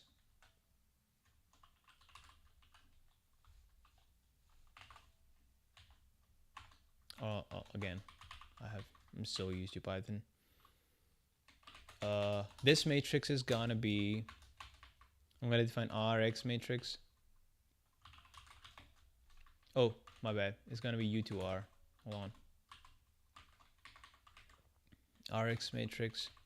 I'm gonna do for Z, one for Y. And Rx matrix is gonna look like some values here, some here, and some there. Well, I'm so bad at, like, I'm not used to like speed coding, even though like I'm okay. I guess I'll just like shut my mouth for a second.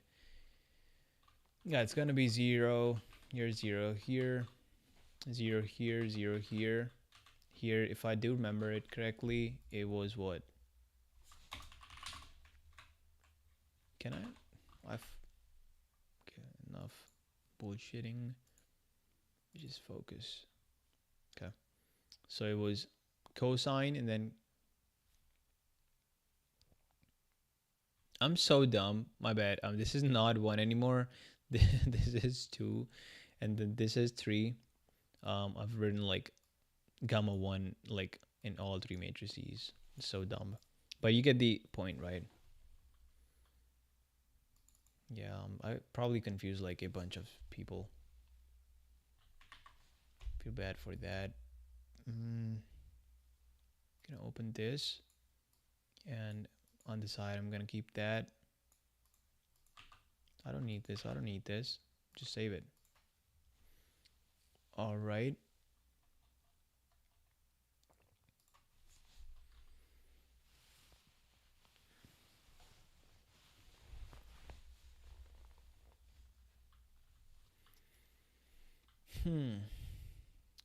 Now, I'm gonna have to write the cosine stuff.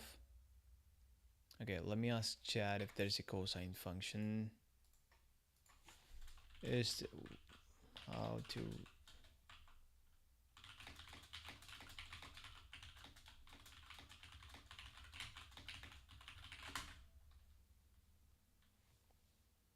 do they have built-in? That's or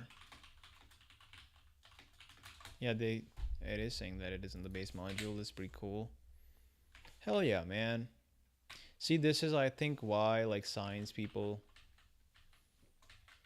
like Julia more. I mean, they made Julia in a way where you can literally call a vector, and literally just like put these brackets on, and this will be your matrix. It's like in the base library implementation itself. All right, I'm gonna call it. Um, Let me think.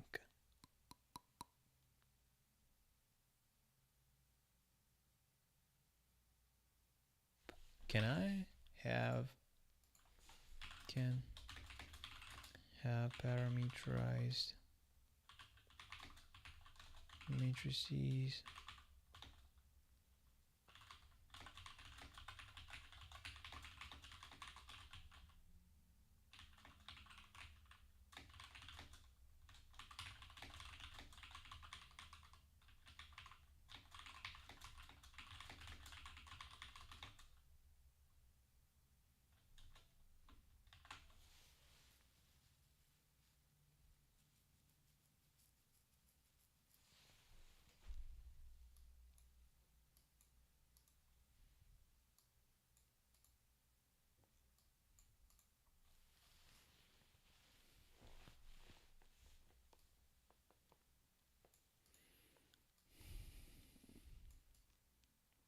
Oh, damn, this is cool. I love it.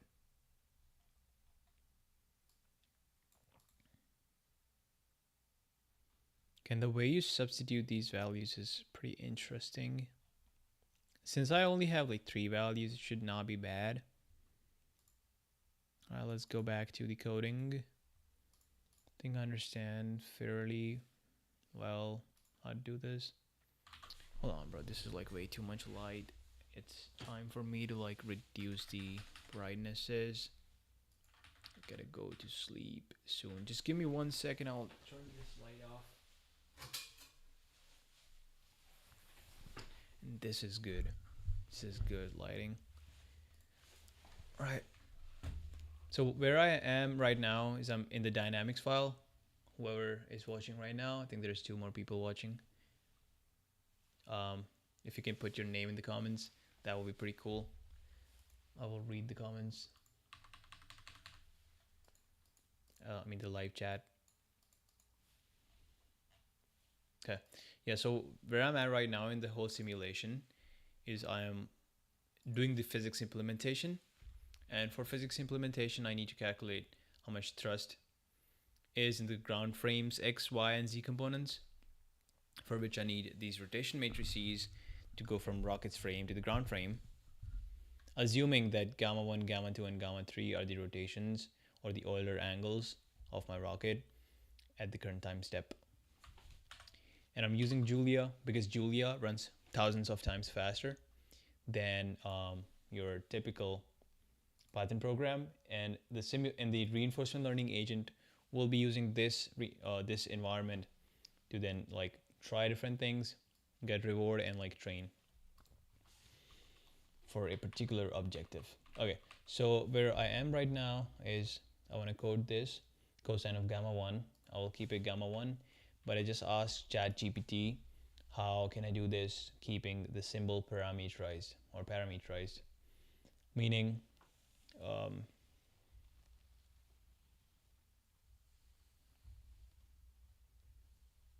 oh wow, that's sick.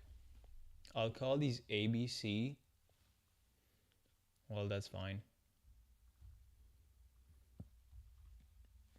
Okay. And then this is gonna be sine. This is gonna be negative. Well, if you remember, we messed up one of our signs. Instead of this being negative, this was negative. And the reason that happened was instead of having clockwise rotations, I did anti-clockwise. Okay. Then it's gonna be cosine of A. Cool. So this is our Rx matrix. I'm gonna do this. By the way, this is so fast because of a shortcut. You press Shift, you press Alt, and then you do down, down, and then so fast. Z, and this will go in the middle. Ooh. Well, this will go on the top, and then you will cut this part, okay? And you will go here, here, and here, and you paste this. Boom. That's your RY matrix, isn't it? I messed up. I messed up something. Let's see what happened. Sure, I did this rotation. Oh, okay. Yeah, I know what I messed up. So what you're supposed to do is take the first row, put this first row at the second row's place. Yep. Or my bad. No. That's wrong. That's wrong. You take the last row. Again, I'm so.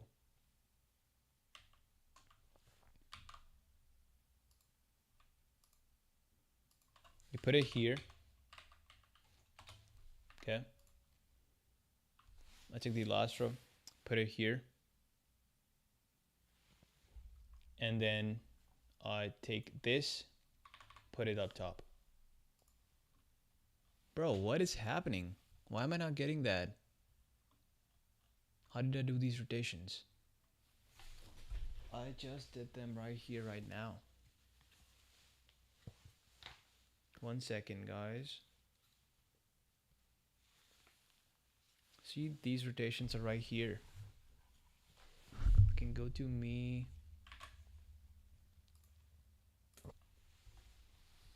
These rotations are right here. Just did them. Wait, where is it? Yeah, right here. I started with this, and then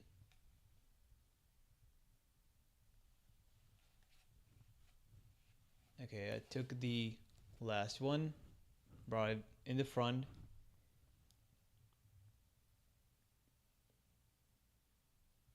and then I took the bottom one, put it up top.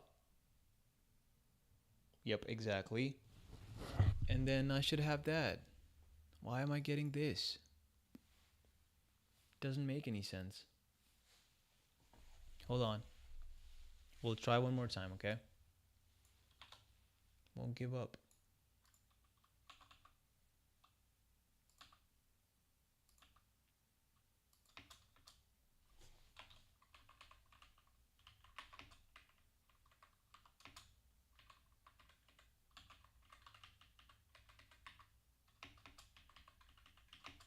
Okay.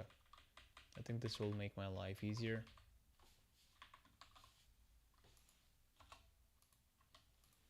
Okay. So what we're gonna do is take the last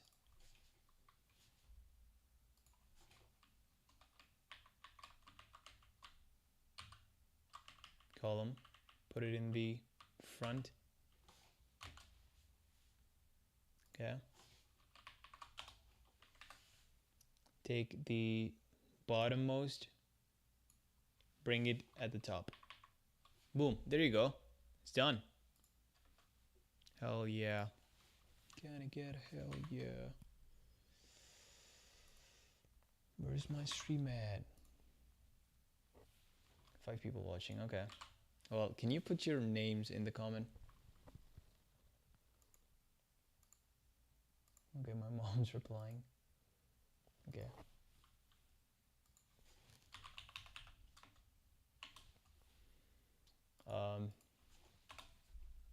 Okay.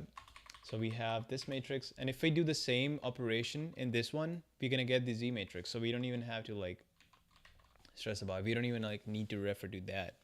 The only thing though, the rotation that we're doing about the x-axis is gamma 1 or A here. About y-axis is not the same, so it has to be B. Like you have to like use a different variable. These are like 3 rotations, 3 unique rotations. They could be the same, but they could not be the same, so we got to use different variables. So this time it's gonna be C. Okay, and we're gonna do the same thing. If you remember, we took the last one, brought it in the front, last row, brought it in the front.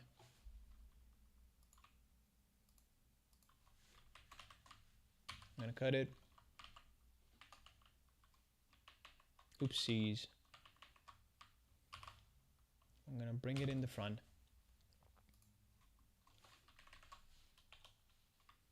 Okay, and I'm gonna take the last column, shift it at the top, and I'm pretty sure we're gonna get this. There you go. We have the exact same matrix. Wait, why do we have two negatives? Oh, I forgot to kill one of the negatives. Hold on. This need to be positive. And then if you took that, man, I'm so bad at these signs. Okay, I'll keep that. Yeah, by the way, we are keeping opposite of this. If this is negative, we are keeping the other one. Because of we messed up in one of our rotations. Instead of doing clockwise, I did anti-clockwise. Okay. I think I'm happy with this. I'm gonna multiply all these three matrices, and that resulting matrix will also be 3 by 3, and we're gonna call that universal to the rocket's frame of reference matrix. That will look like Rx matrix times Ry matrix times R. Well, this should be called RZ matrix. It's a good typo. And this R to U matrix, we're gonna calculate inverse of it, which will be matrix equal inverse. I asked this to ChatGPT, by the way, that how do you take inverse of a matrix in Julia? And ChatGPT gave me just a second ago INV function. Look at that, inverse of a. And inside of here, we're gonna give it this matrix. So boom. What we did here, oh my god, I'm so sorry, I forgot the fact that I need to share my damn screen. Bro, I'm so bad at like streaming. But yeah, so whatever we did here in the tab, all these calculations are now coded in. I think it took me like 20 minutes as I predicted. And now we're gonna move on, implementing the more difficult parts of the simulation, which will be more fun, right? I'm gonna call. So I'm getting these three angles right now, okay? And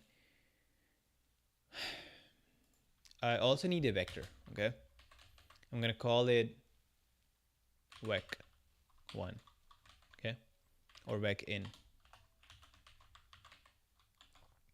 Vec out will become vec in, which is left multiplied by R to U matrix. Okay. I have one question though, like it's a programming question. It's more like how do we do this in Julia kind of question. I know how to do this in Python, but I don't know how to do this in Julia. How can I use the instance and pass in angles in the A, B, and C parameters? Oh, I forgot to write in the prompt that I need to use this instance of RTU matrix inside of that function. We'll see. We'll see what it cooks up. And meanwhile, let's see. We're gonna return back out, not in, oh, okay. And we're gonna use this function to finally, okay, finally, we have state vector. We also have actuator state coming in. Actuator state is the theta 1 and theta 2 variable. If you guys remember, we just derived the whole thing.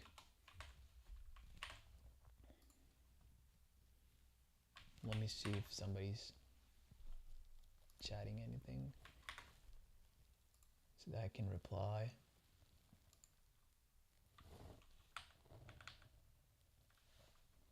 Yo, punk peak. Okay.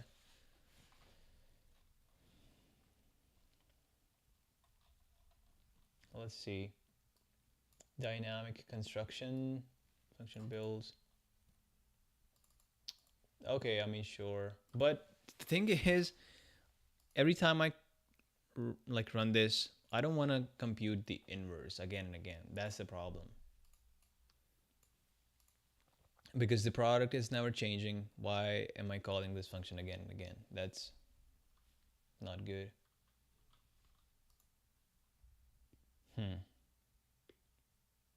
Is there a workaround? Let me think. I think so. I mean, so here's the thing, right? I'm taking like a bunch of classes at my university in computer science. One of the classes called programming language concepts. They literally teach me how programming languages are built. And in one of the classes, which was covering the compiler, like, so also, like, by the way, Python is not a compiled language. There is no compiler for it. There's an interpreter on the other hand, which what it does is it takes line by line of the final like linked version of code, meaning like it links all the imports and make a single Python executable file at the end, and it interprets it one by one. It like literally executes in on the CPU like one by one, line by line, and if it hits an error, it just hits an error. There's not a lot of optimizations that is happening, whereas on the in the languages like Julia or like C or like C++, what happens is these languages, they have inbuilt compiler. They compile to a binary or machine code first, which can then execute on your computer, your CPU. And the thing is, there's a lot of optimizations that happens in the compilation step. Your compiler can literally go. It is so intelligently designed. It's like a literal masterpiece. Like one of the optimizations is it takes a piece of code, and if it is repeatedly called again and again, and if one of the computes happening in that function call is common again and again, it will literally do it once, store its result, and then use that result instead of repeating the computation. And I am not sure if that's gonna happen here. I hope, like, from what I've heard, that Julia is really fast. That should have, that should be the case. But let's see. Let me just ask ChatGPT this real quick. See, that's the fun of like computer science, which you only get like if you literally like dive in too deep. But wouldn't this compute the product and then the inverse?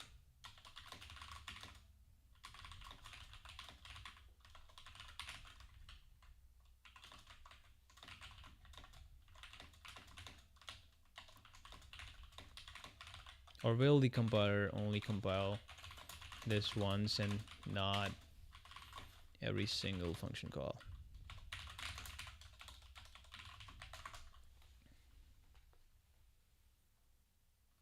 Or only compute this once? Yeah, I think ChatGPT will understand it. Oh, that's bad.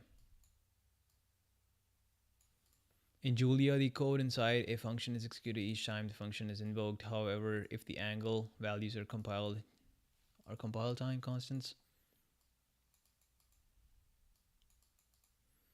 Okay, Julia's just-in-time compiler may optimize some parts of computation.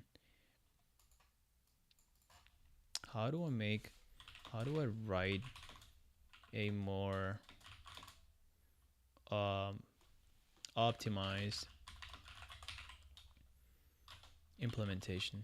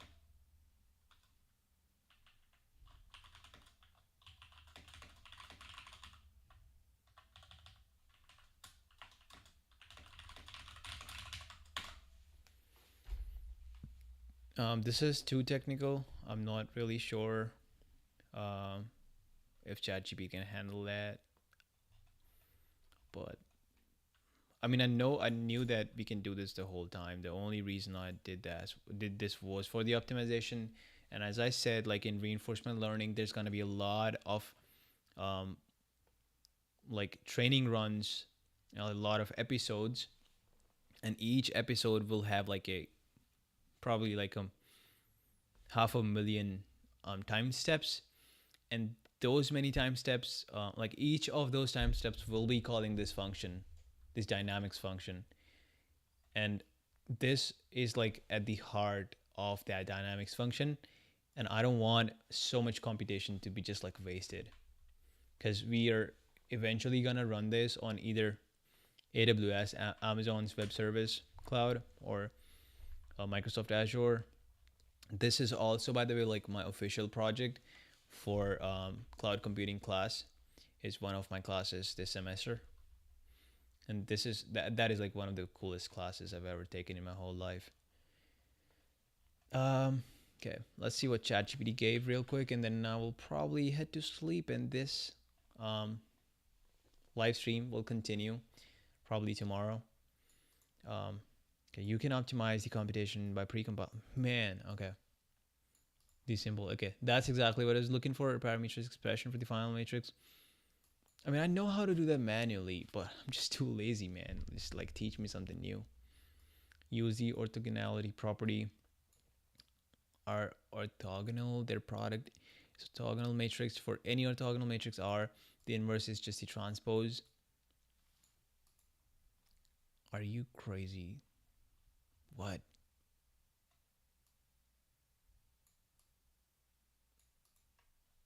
No.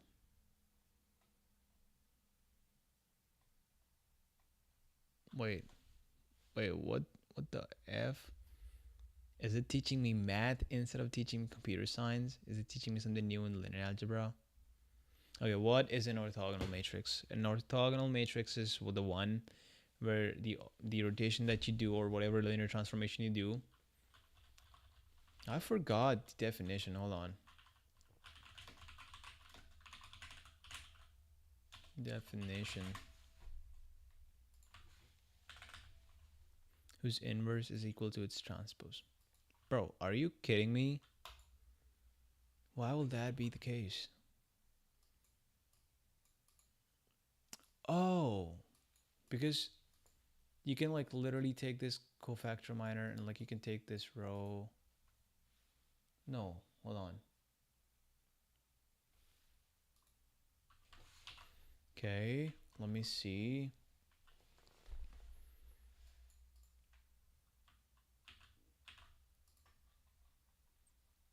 Because the inverse is transpose, you avoid the cost of computing an inverse and using static arrays. Ensure parameterized function using symbolics.jl. No, man, like I don't want to use another package. No. Oh my god, I'm so lazy at this. Um, are you for real?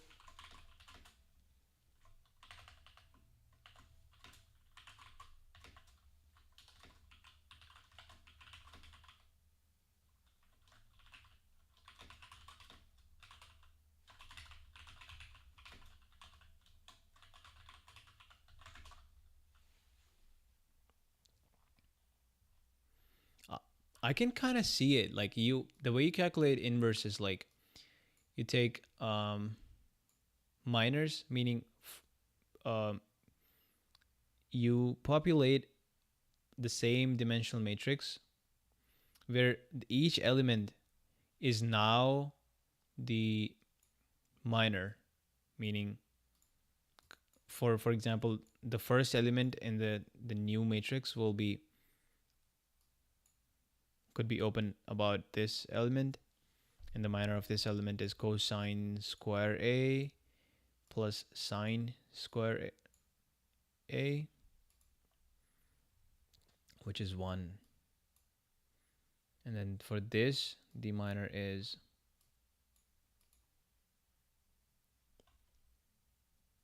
zero. For this, the minor is again zero. I see. Zero, zero. It's 1. It's again zero, zero. Holy shit. Yeah, that's right. And then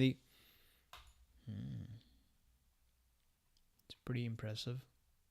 I didn't think about it that way. Never knew it.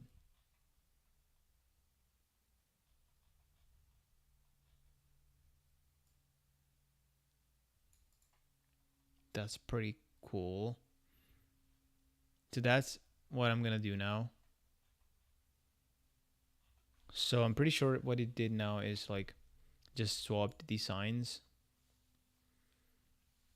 because all of these are symmetrical matrices already. You just need to swap these signs, right? Taking transpose. Let's see how we can take the transpose. Yeah, it's only the sign that is gonna be changed.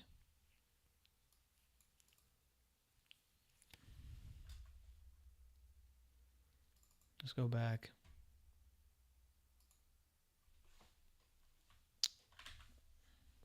What is this? S matrix, static arrays.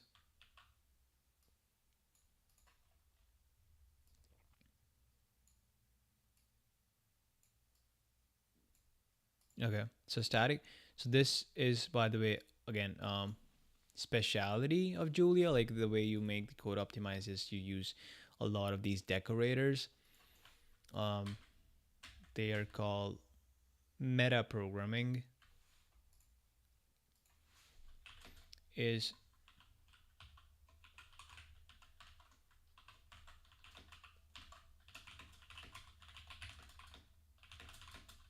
bro, what the f?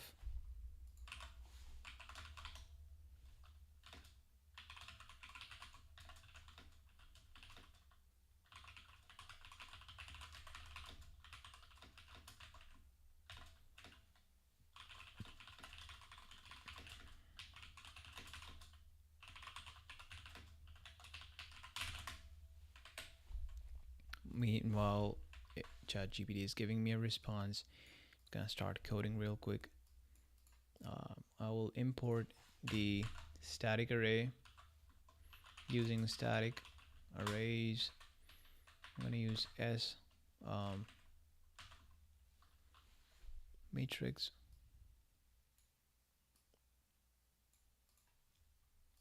By the way, like I learned about metaprogramming, like again, as I said, like 10 days ago or something, while I started actually coding in Julia. So like there's so many like small concepts. This is not a small one, by the way, like, but there's so many concepts that you learn when you like go get out of your comfort zone. You can like change the behavior of the functions or like the structure of the code by putting a decorator which starts with at the rate. Even Python has it, but most people never uses it. use these, but Julia is like used by science people, and they're like genius for making things like optimized. Let's see.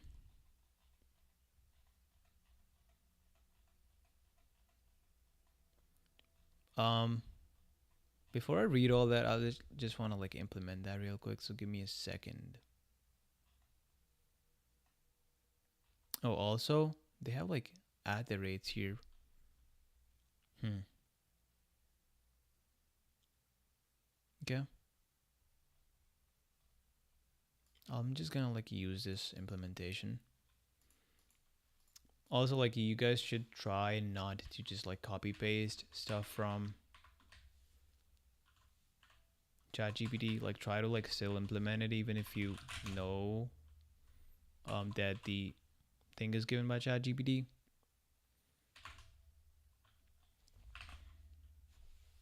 Oh, okay. So they're directly taken in that.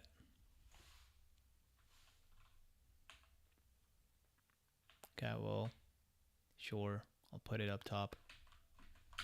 Remove that. Replace them with A, B, and C. Oh, you know what? Okay, I understand. Oh, it's so simple, dude. So you know what static? So static is like a magic. If you're for example this making this variable, this will be allocated somewhere in the memory, right? And it will be stored in the memory to the computer saying that, hey computer, Rx matrix means this whole thing, right? This, if you do this statically, meaning um, not put it in your um, stack frame or like heap memory, but instead put this in like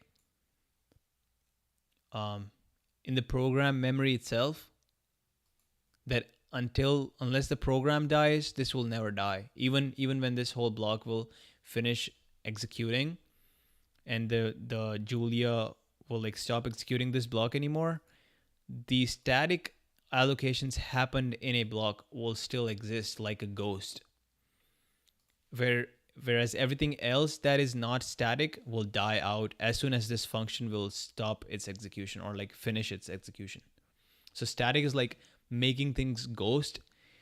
They can only be created.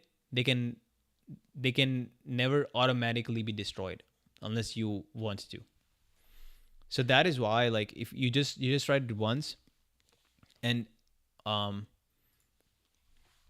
they just never die. So that's and to make that you just do S matrix. So that is the optimization. So the computation that is happening will also only happen once, not again. Yeah, now that's really reasonable.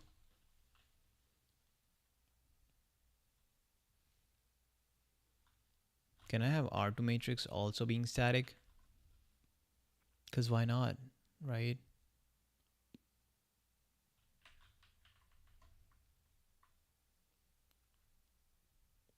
Well, yeah, I need that line.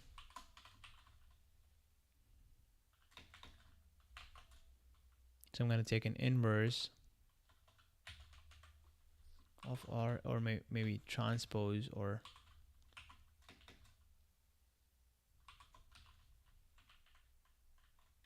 is it true? Because I'm still skeptical about it, at least a little bit. Let me really quickly check Wikipedia.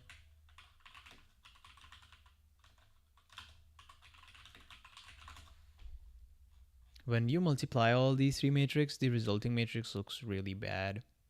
Look at this. This is how it looks like. And how the F is this matrix like orthogonal, dude? This is not orthogonal, I'm pretty sure. And if this is not orthogonal,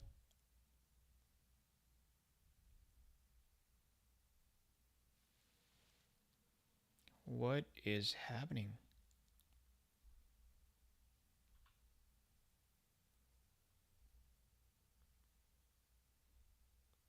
Okay, let me ask ChatGPT again. Because if it will.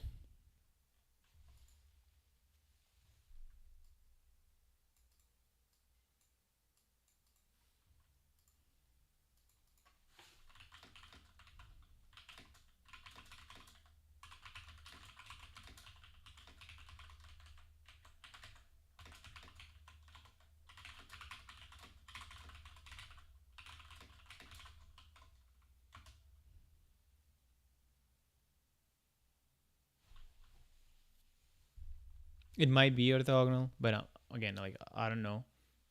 I should just be skeptical.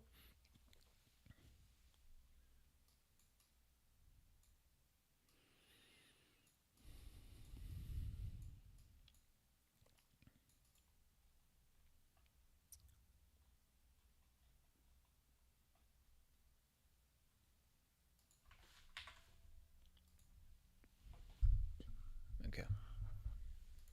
Well,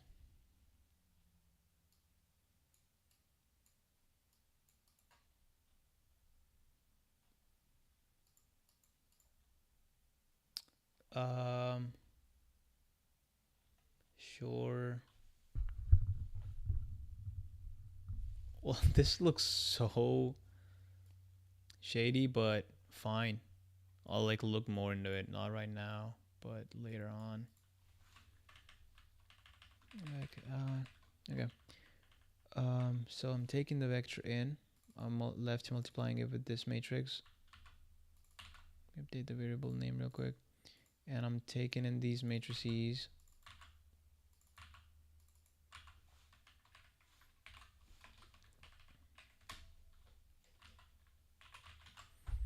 Okay, that's done.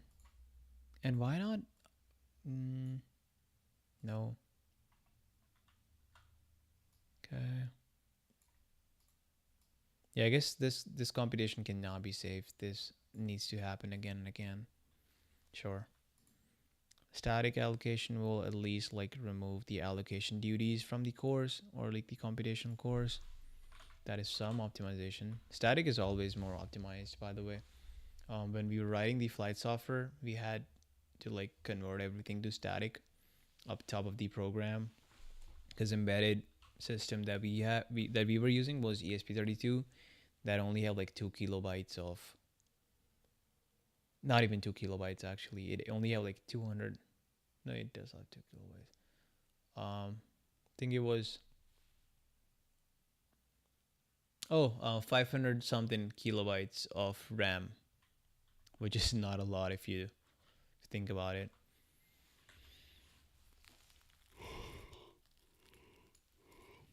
Okay, cool. Calculate the variable. So since we have that function now, given that we know the thrust and given that we know the actuator state, here's what we can do. Magic begins. We're gonna use this pretty simple as transformation, and we will calculate the E vector using the theta 1 and theta 2 that are nothing but the actuator state. Okay, so here's what I'm gonna do. I will say that E vector equal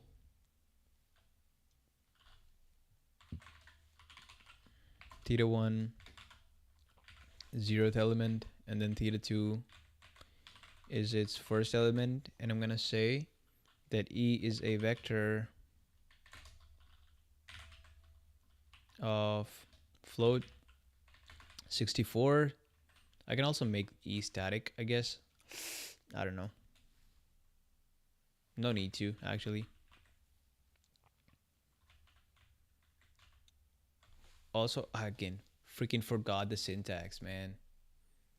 How do you do it? Simulation in it.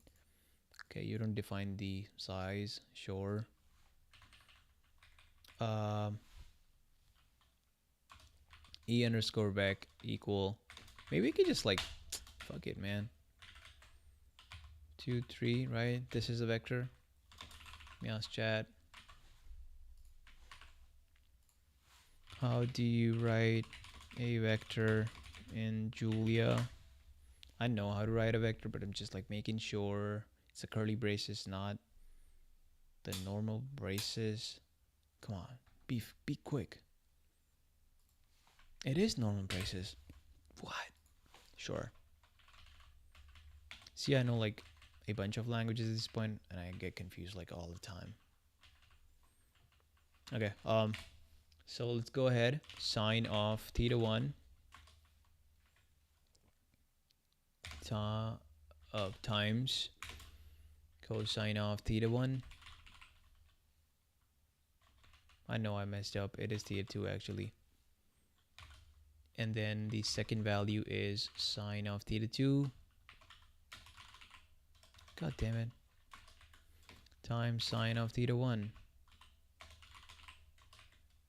And then it is cosine of theta 2.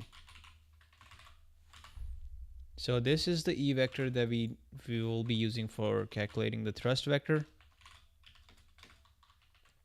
This thrust vector is in the rocket's frame. So I'm going to call it R. This will be thrust times this vector. And thrust is again like coming from the function call. And I'm going to use that multiply with E vector. Boom, this is our thrust vector in the R frame. And I'm going to pass this vector instead of here. Will be passed in the R to U rotation. Whatever the result will be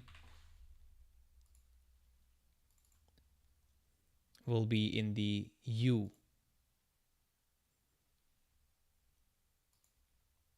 form. So I'm going to call it thrust vec U. Okay. This is in the universal frame. This is exactly what we needed to calculate this, this, and this. So beautiful, isn't it? So given that this is the z-axis acceleration, there needs to be gravitational constant plus so okay, let's see. It's gonna be thrust vector in the universal frame. It's gonna be 0, 1, and 2. Okay. In the third one though, there's also gonna be gravitational acceleration pointing downwards. Okay. If you remember, our downwards is positive. This is how we have the convention going on. So I'm going to keep it plus. I'm going to keep it that way. The thrust is taken care of. Wait, why is this giving me an error? Oh, I also need to pass in 3 more things. See? These 3 things are, you know what? They are state vectors 9 plus 1, 2, and 3, third element. Okay. State vector 9 plus 1 is 10. And then again, state vector 11. And then 12. Okay. And you might be wondering like, why? Why is that? So that is because the first 3 variables are x coordinates. The next 3 variables are from 4 to 6. It's x, y, and z velocities, and then the next 3 are x, y, and z accelerations, and then these are the 9 that I just described. After this, you start seeing rotational, and the rotational first 3 rotational coordinates are the Euler angles that are rocket's rotation that we need to give it to the R to U rotation matrix function. Otherwise, like, how will it know where to rotate, man? So that is why. Calculating accelerations based upon thrust vector. Okay. So that is done. Now we gotta calculate angular accelerations, which is not easy. Like this is a little time taking process. I'm gonna go back. I'm gonna need to go back to like my tab and like show all the calculations. Um, because thrust is because you need to calculate thrust, and then you need to divide it by moment of inertia. And if you remember, moment of inertia was looking really, really bad. I can, I think, close that. We don't need it anymore. So this was moment of inertia right here. Let me show you. Look at that. Roll inertia, pitch inertia. It's not easy to see. Also, here's the thing. I'm gonna take this whole thing and put it in here.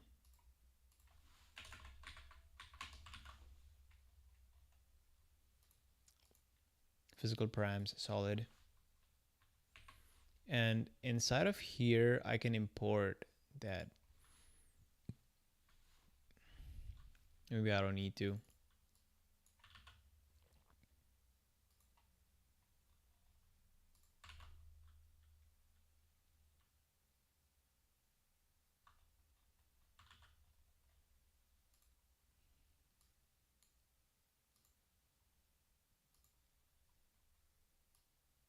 Haven't defined anything from here. I guess we'll just think about it later on. I'll just keep it simple right now. I just need the solid rocket engine version to get going. Then I can think about propeller version for the drone. It's a lot of freaking work, man. This is like modern age manual labor, which is like a little bit brain use also.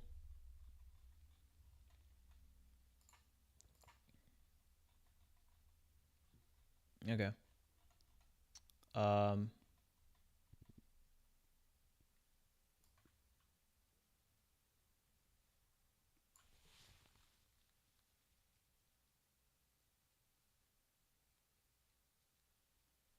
this function resides inside of this,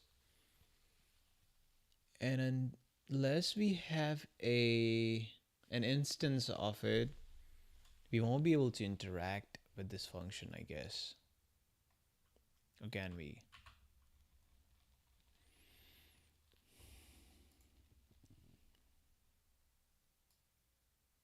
Oh, so inertias are already coming in. Oh, okay. So thank God. Like this is a good implementation, man. Like I'm proud of myself. The reason is again, I think this function, the constructor of this function, is it the constructor of this whole structure is inside of this class. And if you run this function right after initializing the object, wait, am I making sense?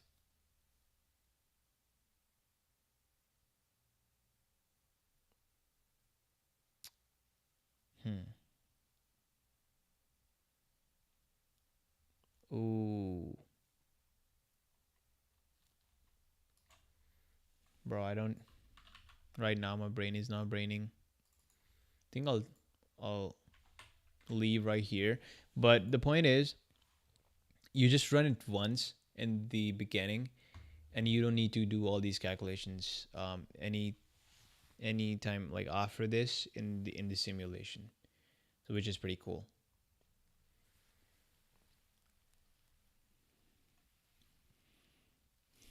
There's some stuff like center of pressure actually like shifts as your rocket like moves on faster and faster. It shifts towards the nose of the rocket. And the reason for that is like there's more pressure force being applied on the area that is ramming into the air first, like which is more normally interacting with the flow. Like what I mean by that is like having like perpendicular interactions. So like nose is having the perpendicular interactions.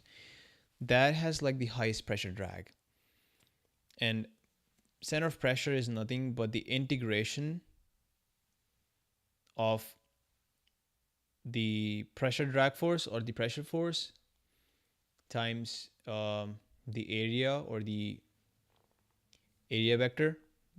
Um, you integrate this through the entire area, and in the denominator, you have integral of the dA, the area vector. It's kind of like how you take the center of mass, um, but for but instead of mass being here, it's the area, and instead of center of gravity, yeah, you get the analogy, right? Again, I'm sleepy. It is 2 freaking 30 a.m. at my place. I need to get to bed ASAP. I'll literally like jump and like fly on the bed and like just sleep.